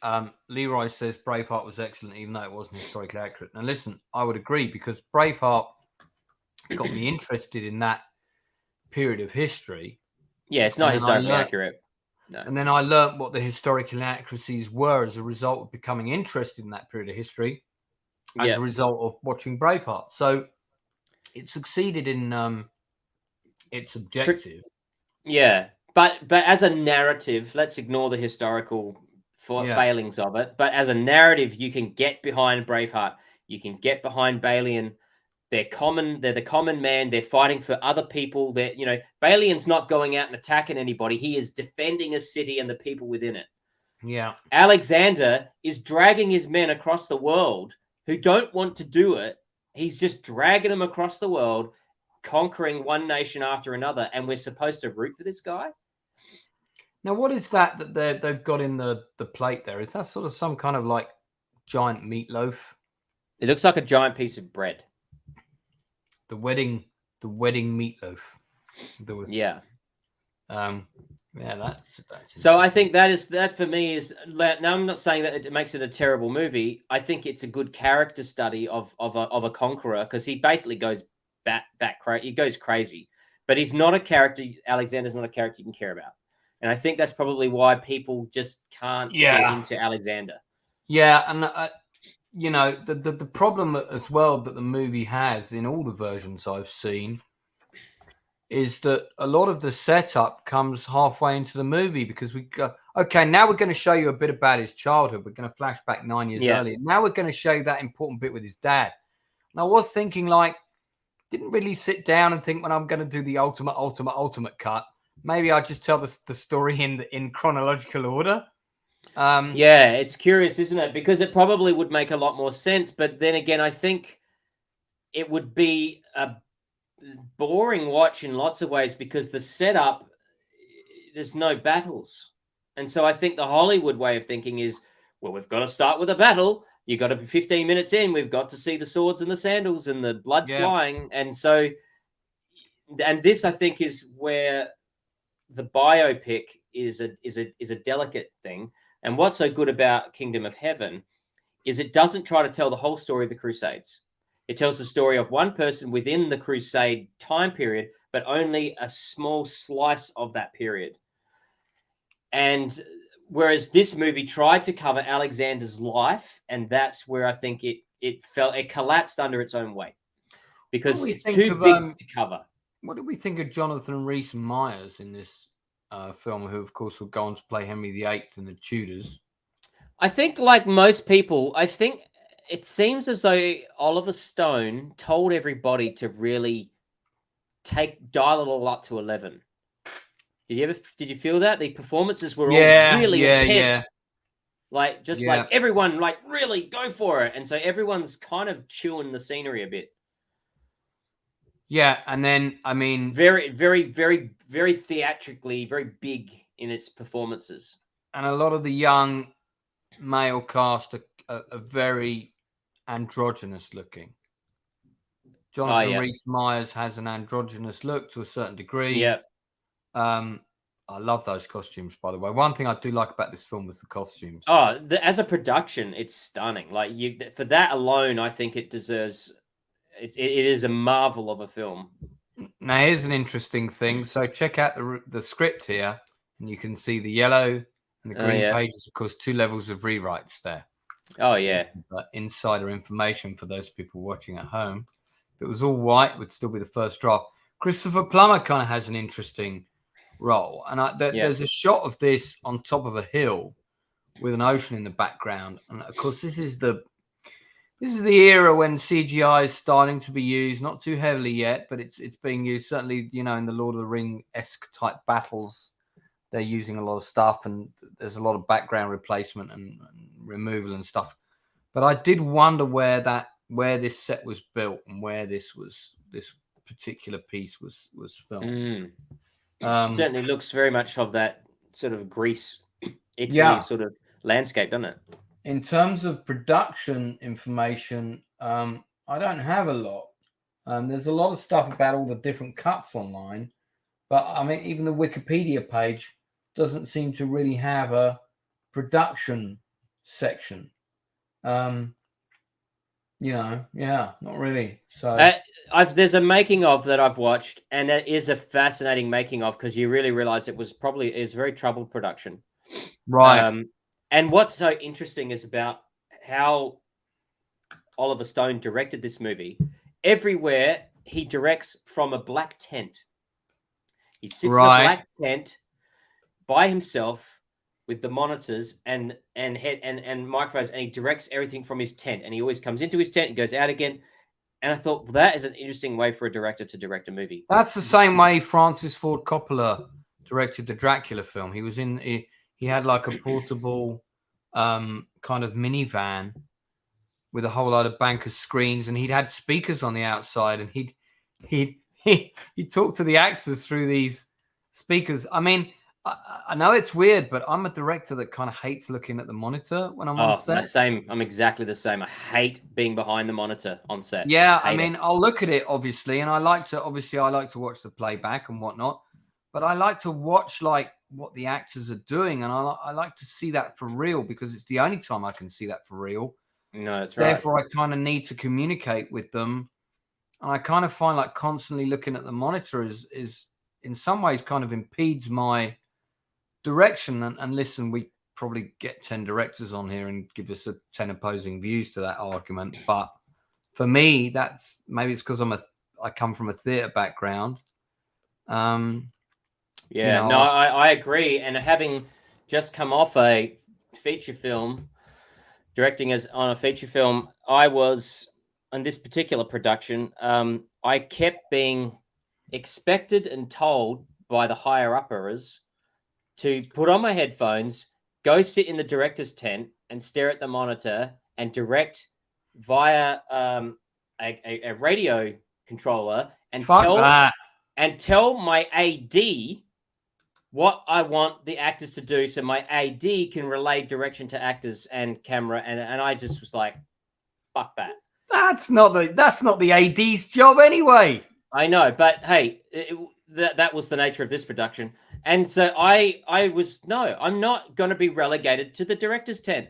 Where I want to be is right beside the camera. I want to have my head right near the lens, and I want to see what the actors are doing. And I want to look at what the cameraman's, his monitor. I'll look at his monitor occasionally to say, hey, move to the left, move to the right. But I want to be there with the camera, with the actors. And then my direction is immediate, and I'm not third personing, and I'm not in a little isolated little space. And now, look, in Clint Eastwood's defense, I believe he is in his 90s now. Oh, he can sit behind a thing. If anyone's earned the right to sit down in a tent, it's definitely Clint Eastwood. I'm not going to talk about Mel Gibson, when we see him directing on like behind the scenes of Braveheart, and he's at the monitor and he's got a microphone, that's because he's directing an army of 100,000 people. Yeah. That's different. But if you're shooting a drama scene or just an intimate moment or something like that, and you're doing it with a speaker, and you're doing it with a microphone, and you're doing it 50 feet away in a tent, nah. Lousy. Yeah. In fact, director Rolf de Heer, the Australian director who did Bad Boy Bubby, 10 Canoes, things, and The Tracker. I remember once he asked me, he says, he said, when you direct the movie, where should the director stand? And I was like, I don't know, over at the monitor. And he said, no, you should be always by the camera. Be where the camera is. And I've always taken that to heart from now on, and that's my mode. Yeah, I always stand next to the DOP. Yeah. I'll stand next to the DOP near the camera, but looking at the actors and looking at what I want them to do differently. And I'm trusting obviously my DOP and I will have discussed the shot. It's probably storyboarded, but there's Neil Jackson again. I want to see what else Neil Jackson has done, actually. Okay, he looks a bit different now. I feel like I've seen him in other 60. Yeah, he was one of Alexander's men, wasn't he? He was one of his 10 generals or something. Yeah. Kingsman 2021, Westworld, one episode of that. So he's a jobbing actor. I thought it was. Go on. Kevin to Heaven was quite bold in that it really did. It did, especially in the later cuts. It really did not shy away from Alexander's homosexuality, and also the acceptance of homosexuality in Greek society. Yeah. And for an American audience, I think back then that probably would have been something that I think they wouldn't have expected. But the movie didn't shy away from it, and I thought, that's good. It didn't. It just said this is what it was like. Like, accept it. Yeah, I didn't have an issue with it because it was an important part of the culture back then. And in fact, I think even in the Roman army, it was kind of a rite of passage that you were going to get buggered as a legionnaire. I seem to remember I read that somewhere. Yeah, I'm not looking to get in my DeLorean and go back to Roman times and become a legionnaire. I've got a few other stops I've got to make first. But hey, and Leroy, Westworld was a show that started out amazingly well. It did the first 2 seasons, and then after that, even season 2 started collapsing. I would say season 1 was flawless. Season 2 was like, oh man, this is gonna fuck up. And I kind of wish that they just left it at season 1. Yeah, season 1 was really good. It was. Could I have was just like, ended oh with my. the robots rebelling, and that's it. That's the end of the Yeah. show. Leave it there. Yeah. No. But that was a descent into madness. That show, hated it. There you go. We can do I a think, stream on that. We could call it. Well, I never saw past season 2. All I started seeing was the reports and the stuff of season 3, and I saw what they were doing with it. In fact, I think it went off the rails the minute they introduced other worlds. Yeah. Don't come out of the park. No, don't come out of the park, and don't bring us. What do they bring in? They brought in like samurais and Samurai World, and it's like, yeah, oh, no. we don't need to see that. I can barely. It's enough to know that it exists, but we didn't need to see it. But it's also like I had to suspend my disbelief that you could even have a Western world. Like, that park is so big. I can barely believe that can exist. And then you're going to tell me there's another one next to it, and another one next to it, and another one. It's just like, come on. It's too big. You've now broken the suspension of disbelief. One thing I do want to say in the defense of Alexander, one of the things that I will give it points for is the music by Vangelis. Music was good. I noticed the music more in the Ultimate Cut. I thought it was wonderful. It was so good. Again, just another one of his great scores, and one of his last, actually. Really? Did he not? I think it was one of his last scores. He really didn't do many. He sort of dropped out of Hollywood and didn't really do many scores. And then out of the blue, here he was doing Alexander, and that was one of the things I was most excited about when the film came out, was that here was another film with a score by Vangelis. And he did not disappoint. I thought it was just stunning music. It's one of those soundtracks I listen to all the time, but sadly, there's never been a full release of the soundtrack, and some of the best pieces have never actually been released, and so you can only hear them in the movie. This is a real shame. I feel like I think I've got the CD to Alexander's soundtrack. Yeah, and that feels like it's about 1/3 of the music. That CD. It's a real shame. Interesting story from David Macy here. Worked with Michael Bay once. He was great. Also worked with Mike Leigh. Also great. Both very, very different. Both brilliant in their own way. Well, I've met Mike Leigh 3 times.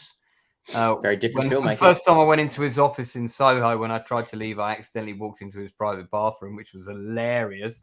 Last time I met him was only last year. I think it was about November time.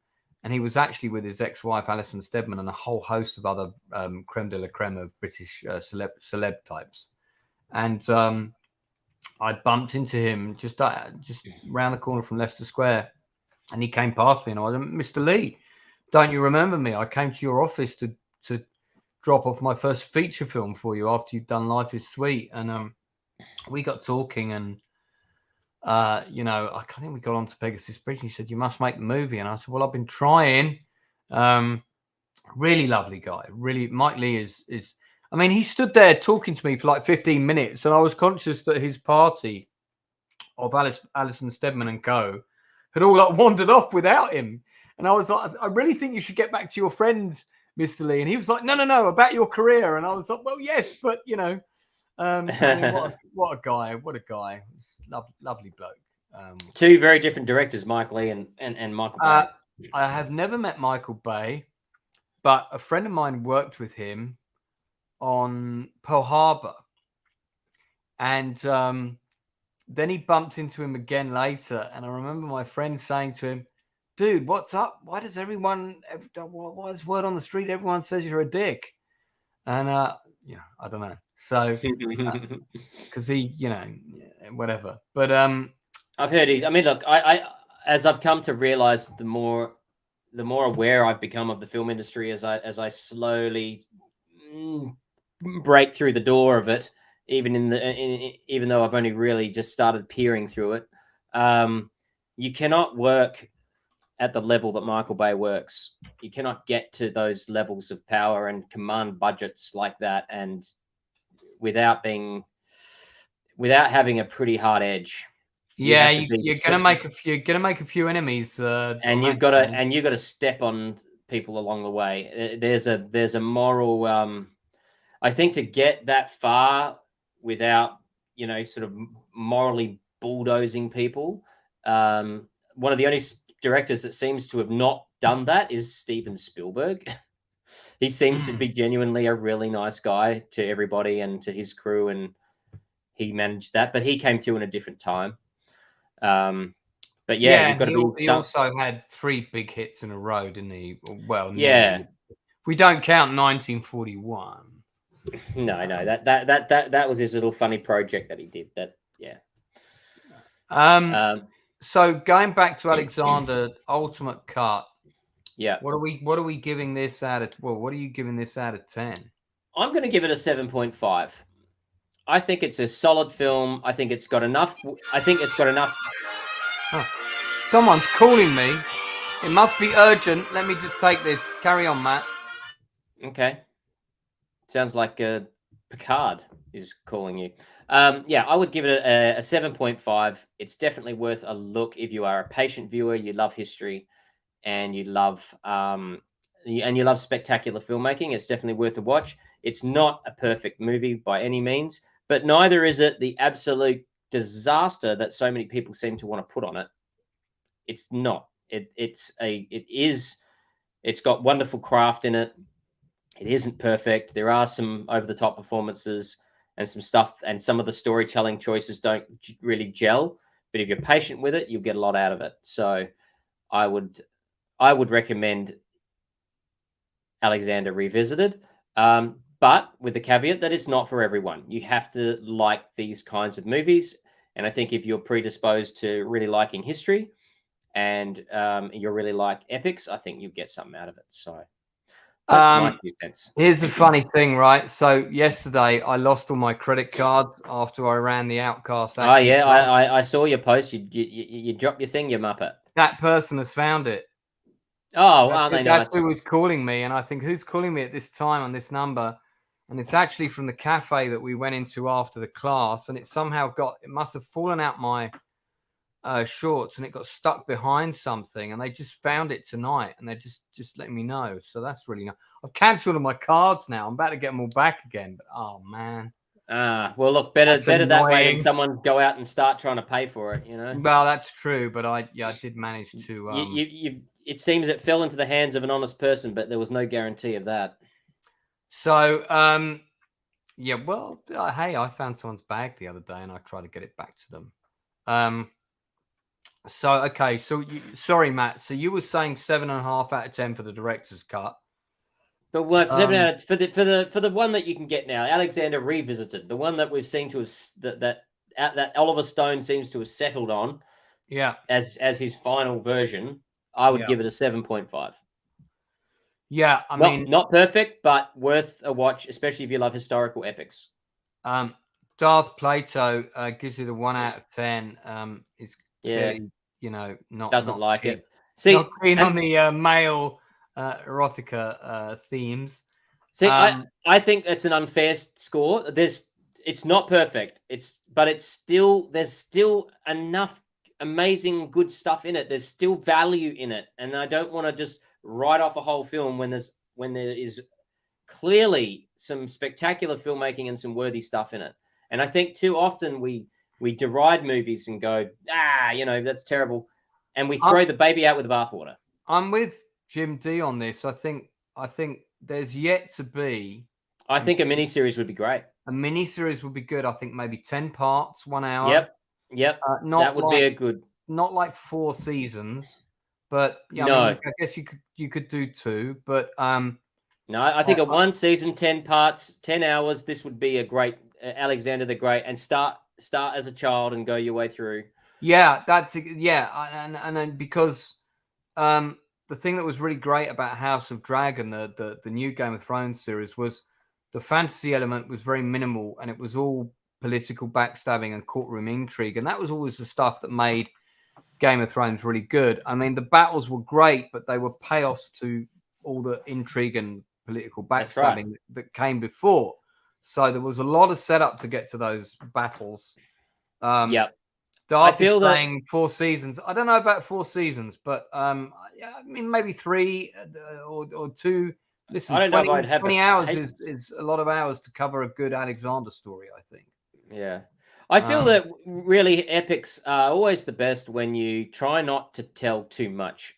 Try to just find a narrow channel in history, a period of time, like maybe a year or a particular battle or a particular set of battles, and you do that. Yeah, the film definitely did try to do too much, I think. Like there's a film that is out on Netflix called Outlaw King, and it was the Robert the Bruce story. Yeah. And I thought that was a really solid movie. And it doesn't try to tell you the entire story of Robert the Bruce. It just tells you this from here to here. And I think that's the best way to handle a biopic. And Alexander bites off more than it can chew, and so it has to be a 4-hour film, and it's very muddled. So whereas Kingdom of Heaven simply goes, it's just the attack of Jerusalem when the power was changing over from the King of Jerusalem to the Salahadin. It's just that one period, and that's why I think it's better. And it has a hero you can get behind. It has a wounded man looking to find love in his life again, who protects the people, whereas Alexander is just a warmonger, and you can't get behind him. Yeah, I agree. I think the big problem with Alexander is there are two problems with it, really. One is the narrative is completely disjointed. Yeah. You don't know where you are. You don't know who Alexander is, but you're kind of lost with it a lot of the time.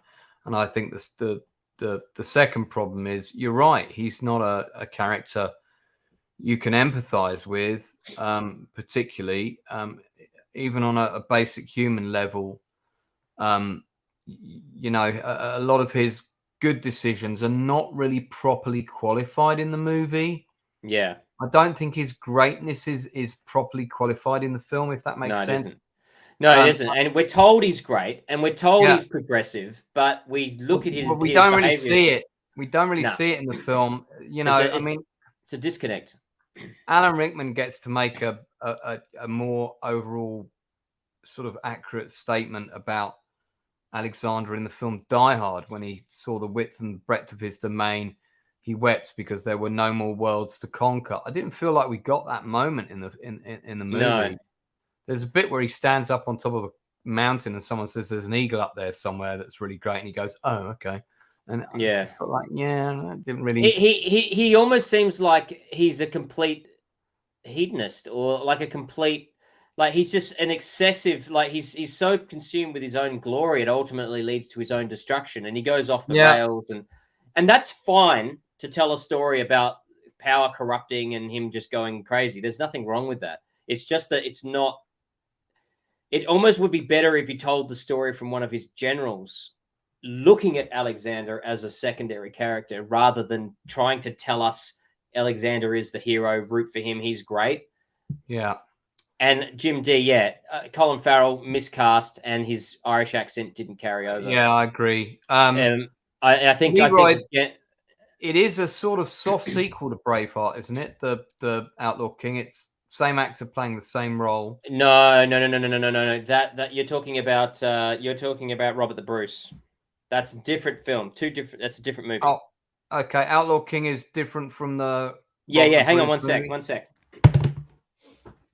Oh, actually, I think Outlaw isn't that Outlaw. Oh, Outlaw King is. Outlaw King is a different film. No, I remember now. Okay, so at the same time, these two movies came out. All right. There you go. Trust Matt to have the Blu-rays of both. Yeah, no, I remember the Outlaw King. So Robert the Bruce and Outlaw King. Now, Outlaw King was the Netflix movie, like huge budget. Robert the Bruce was the this was more the pet project of the writer and star Angus McFadden, who really wanted to tell that story. Much lower budget. Dude, we need you know Angus better than I do. We need to get him to come on the channel and talk about that sometime. I'll ask him if he'd be willing to do it, because it would be great to do to hear him talk about the making of this film. What we could do is we could do a Braveheart Robert the Bruce thing. Yeah. And then we get him on for that. I think he'd love to, because he's got a lot to say. And I did speak to him at length about Robert the Bruce and Outlaw King. And he's got lots of stories about it. And of course, about the making of Braveheart. So why don't we reach out to Angus and see if he'll come on board and do a comparison and compare. And yeah, I'm sure he'd love to. That'd be good. So we're coming up to the 2-hour mark, and Matt's poorly. So as much as we could probably stay on and chew the fat and talk bollocks for another half hour, we'll start to wrap things up now if anyone's got any final questions or comments. But next week, even though I will have just come off a live performance on stage, playing a couple of different parts, I will be streaming with Matt around 11:30. It might be 15-20 minutes later. That's UK time, by the way, guys. So it'll be 8:30, 8:45 Australian time. Yeah, maybe even 9 a.m. Australian, depending on how quick I get home from the theatre. But it's our opening night. But I want to keep these going on a regular spot. Next week we are doing Black Hawk Down and When We Were Soldiers. Now that's those are two movies I saw at the cinema. Likewise, I saw Black Hawk Down for my birthday. In fact, so actually, I missed Black Hawk Down in the theater. I missed it. I took about 18 people to see that. Wow! At the Empire Screen 1, the one I keep saying I'm gonna take you to see that. And I mean, these are two. They came out a few years apart. I want to say. I can't remember off the top of my head. I think Black Hawk Down was a couple of years before. Was Black Hawk Down? I think was 2001. And I think We Were Soldiers was 2003. Yeah, maybe. Yeah, maybe. Don't quote me on that. But both similar kind of budgets. They both have the reason Matt and I have picked them is because there's a couple of reasons. One is they're both true renditions of sort of military, key military events in very different time periods with very different tactics. But there's a lot of similarities behind the two movies in the sense that they're both very much one-man vision films. So Ridley Scott is behind Black Hawk Down, of course, which is based on the book that came out. I remember I bought that book when it was first released, and do you know what I was doing? I was making notes to write a script about it. And then Ridley got in there first. I read in Empire Films. Actually, they did a little cartoon of Ridley holding these machine guns and the Black Hawk Down rights, and I was like, bugger. I would have loved to have written the script for that, but it was a very good adaptation, which we'll talk about next week. And then When We Were Soldiers was based on a book. And that was written and directed by Randall Wallace, who was the writer of Braveheart. Yeah, but with Mel Gibson as the lead, and that's the second time they'd worked together. And I think Mel Gibson oversaw the edit as well. There's Randall Wallace. His the directorial film before that was The Man in the Iron Mask with Leo DiCaprio, diabolical film, and clearly I think movie. It's diabolical. I think Mel Gibson helped this one because it's better than it's a better film. It's so much better than Man in the Iron Mask. I get the feeling that Mel Gibson was probably directing this one perhaps more than we realize. But we're definitely going to have to talk about that scene at length, and with when the wives are being told that someone's died, and the black woman is going.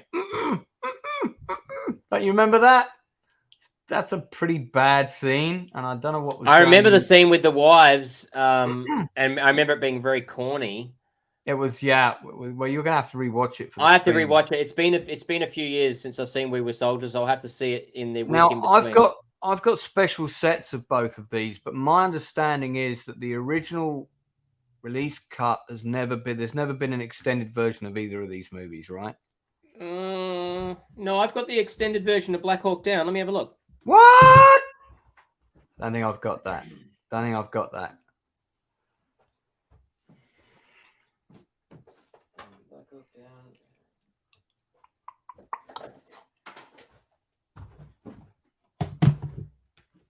I'm pretty sure that the Black Hawk Down has an extended edition. I've got a massive. Hang on, let me get my special edition of that. I'm pretty sure it's not an extended cut. Okay, well, this cut is 144 minutes, so it's a long movie. Or maybe I think it's the what do you call it? I think the Ultra HD, the 4K Blu-ray, is the one that has the extended cut of Black Hawk Down. Maybe we need to see that before next week.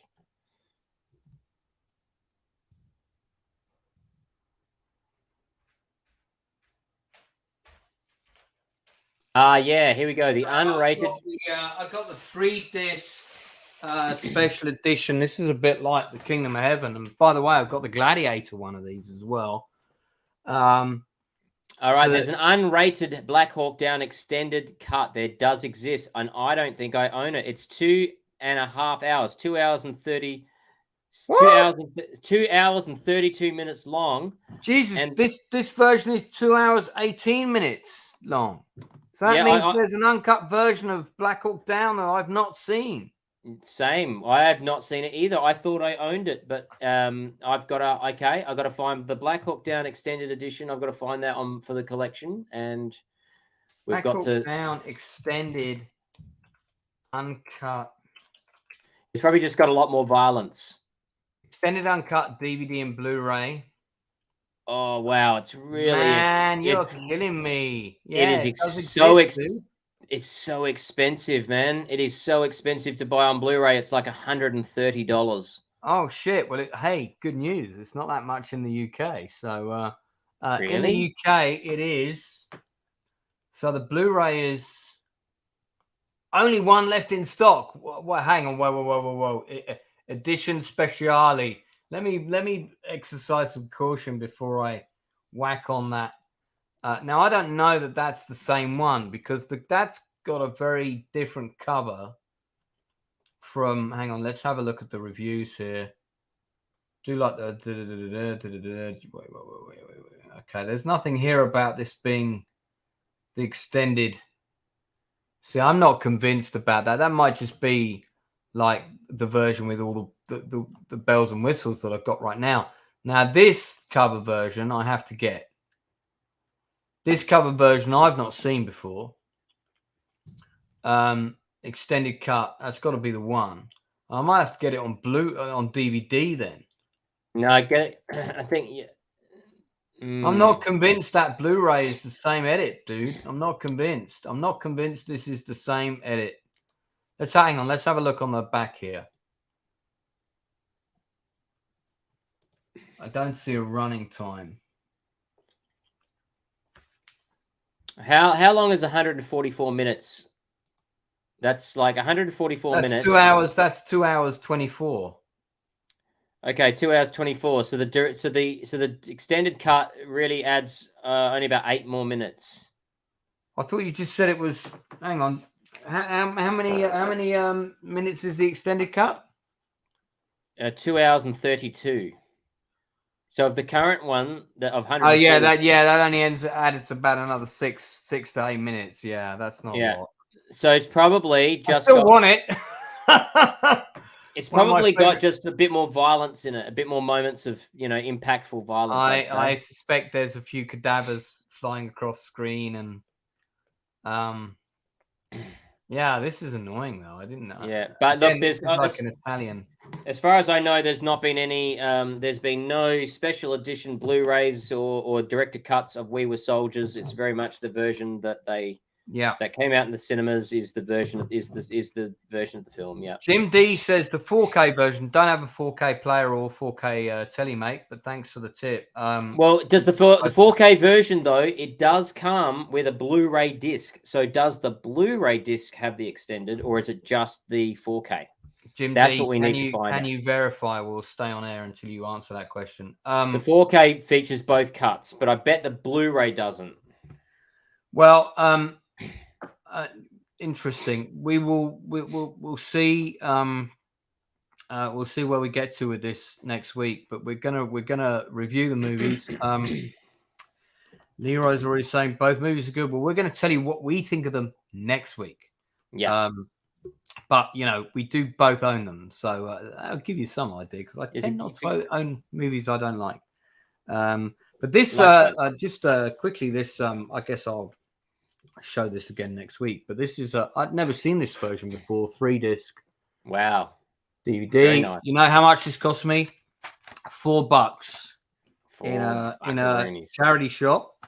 Nice. Do a lot of work for charity, mate. Don't like to talk about it though. And it's got disc 1, feature presentation, 3 commentaries, Ridley Scott, Jerry Bruckheimer, Mark Bowden, who of course wrote the wonderful book, and Task Force veterans. Now that commentary I remember listening to, that's very interesting because they're commenting on, this bit's accurate.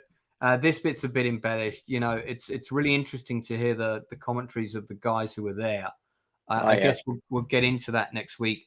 This too, 8 deleted alternate scenes with commentary. So that may well be the stuff that's restored in the extended let's milk a bit more money out of you cut, which is what they're attempting to do to us already. Disc 3, Ambush in Mogadishu documentary, true story of Black Hawk Down. That's pretty good. Documentary target building insertion, 3 Q&A forums, including the BAFTAs, 10 TV spots, and original theatrical trailer. So, it's kind of it's a funky edition. Yeah. Bit of everything on there. Absolutely. So Matt, anything you want to plug before we? Just those of you who haven't had a look, the trailer to my new feature film coming out this year. The cost is now available. I've put the link in the comments. So please, if you haven't seen the cost for the trailer, a trailer for the cost, please take a look, like it, leave a comment. It helps boost the viewership and get that trending. So more people. Have you dropped that in the chat? Because I'm not seeing it. I've dropped it in the chat. Yeah. Damn, it's slow. So, but it's not in the private chat. It's in the public one on YouTube. So no, I'm looking at the public one, but I don't see the link. Yeah, it's there from Two Tone Pictures. So please check that out, guys. And and good news, we just got Australian distribution as well on that film. So hopefully it'll come out. Yep, it just got picked up by Madman Entertainment, which is a prestige independent. It's probably the best. Dude, why am I not seeing the link on my screen here for the trailer? Are you sure you dropped it in there? I can see it. It's right there. Why am I not seeing it? It's right at the bottom, in between 2 of Jim D's comments. That hasn't come up for me. Maybe because it's got a link. Maybe you have to approve it or something. Oh, do you know what? Put it in the private. Yeah, see, they can't see it, dude. Put it in the private chat and I'll copy it. All right, no worries. Putting it in there right now. Boing. I guess that's to stop like spammers and shit. Right, it thinks I'm a spammer. So guys, this is Matt's trailer for the cost. If you, in the unlikely event that you haven't seen it, if you're one of our regulars, you probably have seen it. But you would have seen it last week. But if you haven't, please share it, have a look, and also if you can like and leave a comment on it. Like I said, those kinds of interactivity helps drive the algorithm and make it get seen. Yeah, and you never know. Maybe we'll be able to even do some kind of secret online screening for a handful of you who are regulars here. I don't know. Yes. Well, that could be an idea, couldn't it? That could, if you promise to do an IMDb review, maybe. So, yeah. And even if you don't like it, you can still do a review that says you didn't like it because. That's right. I don't want you to do that, but of course, I'll only want people to be honest. Yeah, no, absolutely. That's maybe something we can look at. Okay, great. So Matt and I are going to be back here next Tuesday doing When We Were Soldiers and Black Hawk Down. We have got another war double bill lined up, but I think maybe we'll take a break from the war one and maybe we'll do the buddy cop thing the week after. Yeah, buddy cops. And I can also, in the interim, chase down Angus McFadden and see if he'll do a Robert the Bruce Braveheart. And join us. Don't forget the director of The Light Horseman as well, man, because I'd be pretty keen to get him on. I really do like that film. Yeah, Simon Windsor. Not an easy man to get hold of anymore. His phone number and his email have since dropped off, and I don't have them anymore, so I don't know how to contact him. So I mean, I'm probably not going to get them, but another film that you might want to watch to prepare for a future stream that we're going to do, you can see the entire movie And just for the benefit of the people still watching, there's only 5 of you left, but I'll put it on now. I saw this wonderful movie on video in 1988, which no one, and I guarantee you, no one watching is going to have seen this film. Okay, if you're watching and you've seen this film, I'm going to be absolutely gobsmacked. And it also means you're as big a nerd as me, which, by the way, is an accolade that you should never aspire to. But in 1988, there was a film that came out called Hawks with Timothy Dalton and Anthony Edwards. And it's basically a film about two men in sort of, the final weeks and months of their life. They've both got a terminal illness. And they decide to scarper from their hospital and go on one last hurrah to Amsterdam. And it's actually a really, really good film. And it never got proper distribution. It's a great little movie. Now, one of the things that I didn't know about it until I started, it's not a hospital drama, Jim, because hardly any of it's set in the first bit of it is set in the hospital, but the rest of it is in Amsterdam. One of the things I realized about the movie when I started thinking, oh, should we do a stream about this? Is you're not going to believe this. It was co-written by none other than Barry Gibb, the last surviving member of the Bee Gees. What? So I have just got the email for Barry Gibb's agent from my casting director, and I'm going to try and see if he'd be willing to come on and talk about that film. Oh my God, that would be amazing. He may well not be up for it, but I bet that he hasn't been approached to talk about that movie before. No, I bet he hasn't. I freaking love the Bee Gees. I love the Bee Gees. And of course, the other actor who's in it, who's absolutely fantastic, is Timothy Dalton. I have heard that Timothy Dalton is a very nice man. So I have also got his agent's contact details. And as it happens, I know his agent from way back when. Okay. So I'm going to see what I can do. That would be cool. Yeah, maybe. Because I loved Timothy Dalton in The Rocketeer. I thought he was such a good villain in The Rocketeer. Oh my God, he's great. That's such an underrated movie. I love The Rocketeer. I think Drinker did a Drinker Recommends. Yes, he did. It's a fantastic. Do you remember the very first trailer for that? Yes. Where it had the letters going choo, choo, choo, choo. Yeah. I saw that trailer, I think on either my first or second visit to Disneyland. And you kind of went into this like a preview section, and they showed you two trailers for movies that were coming out.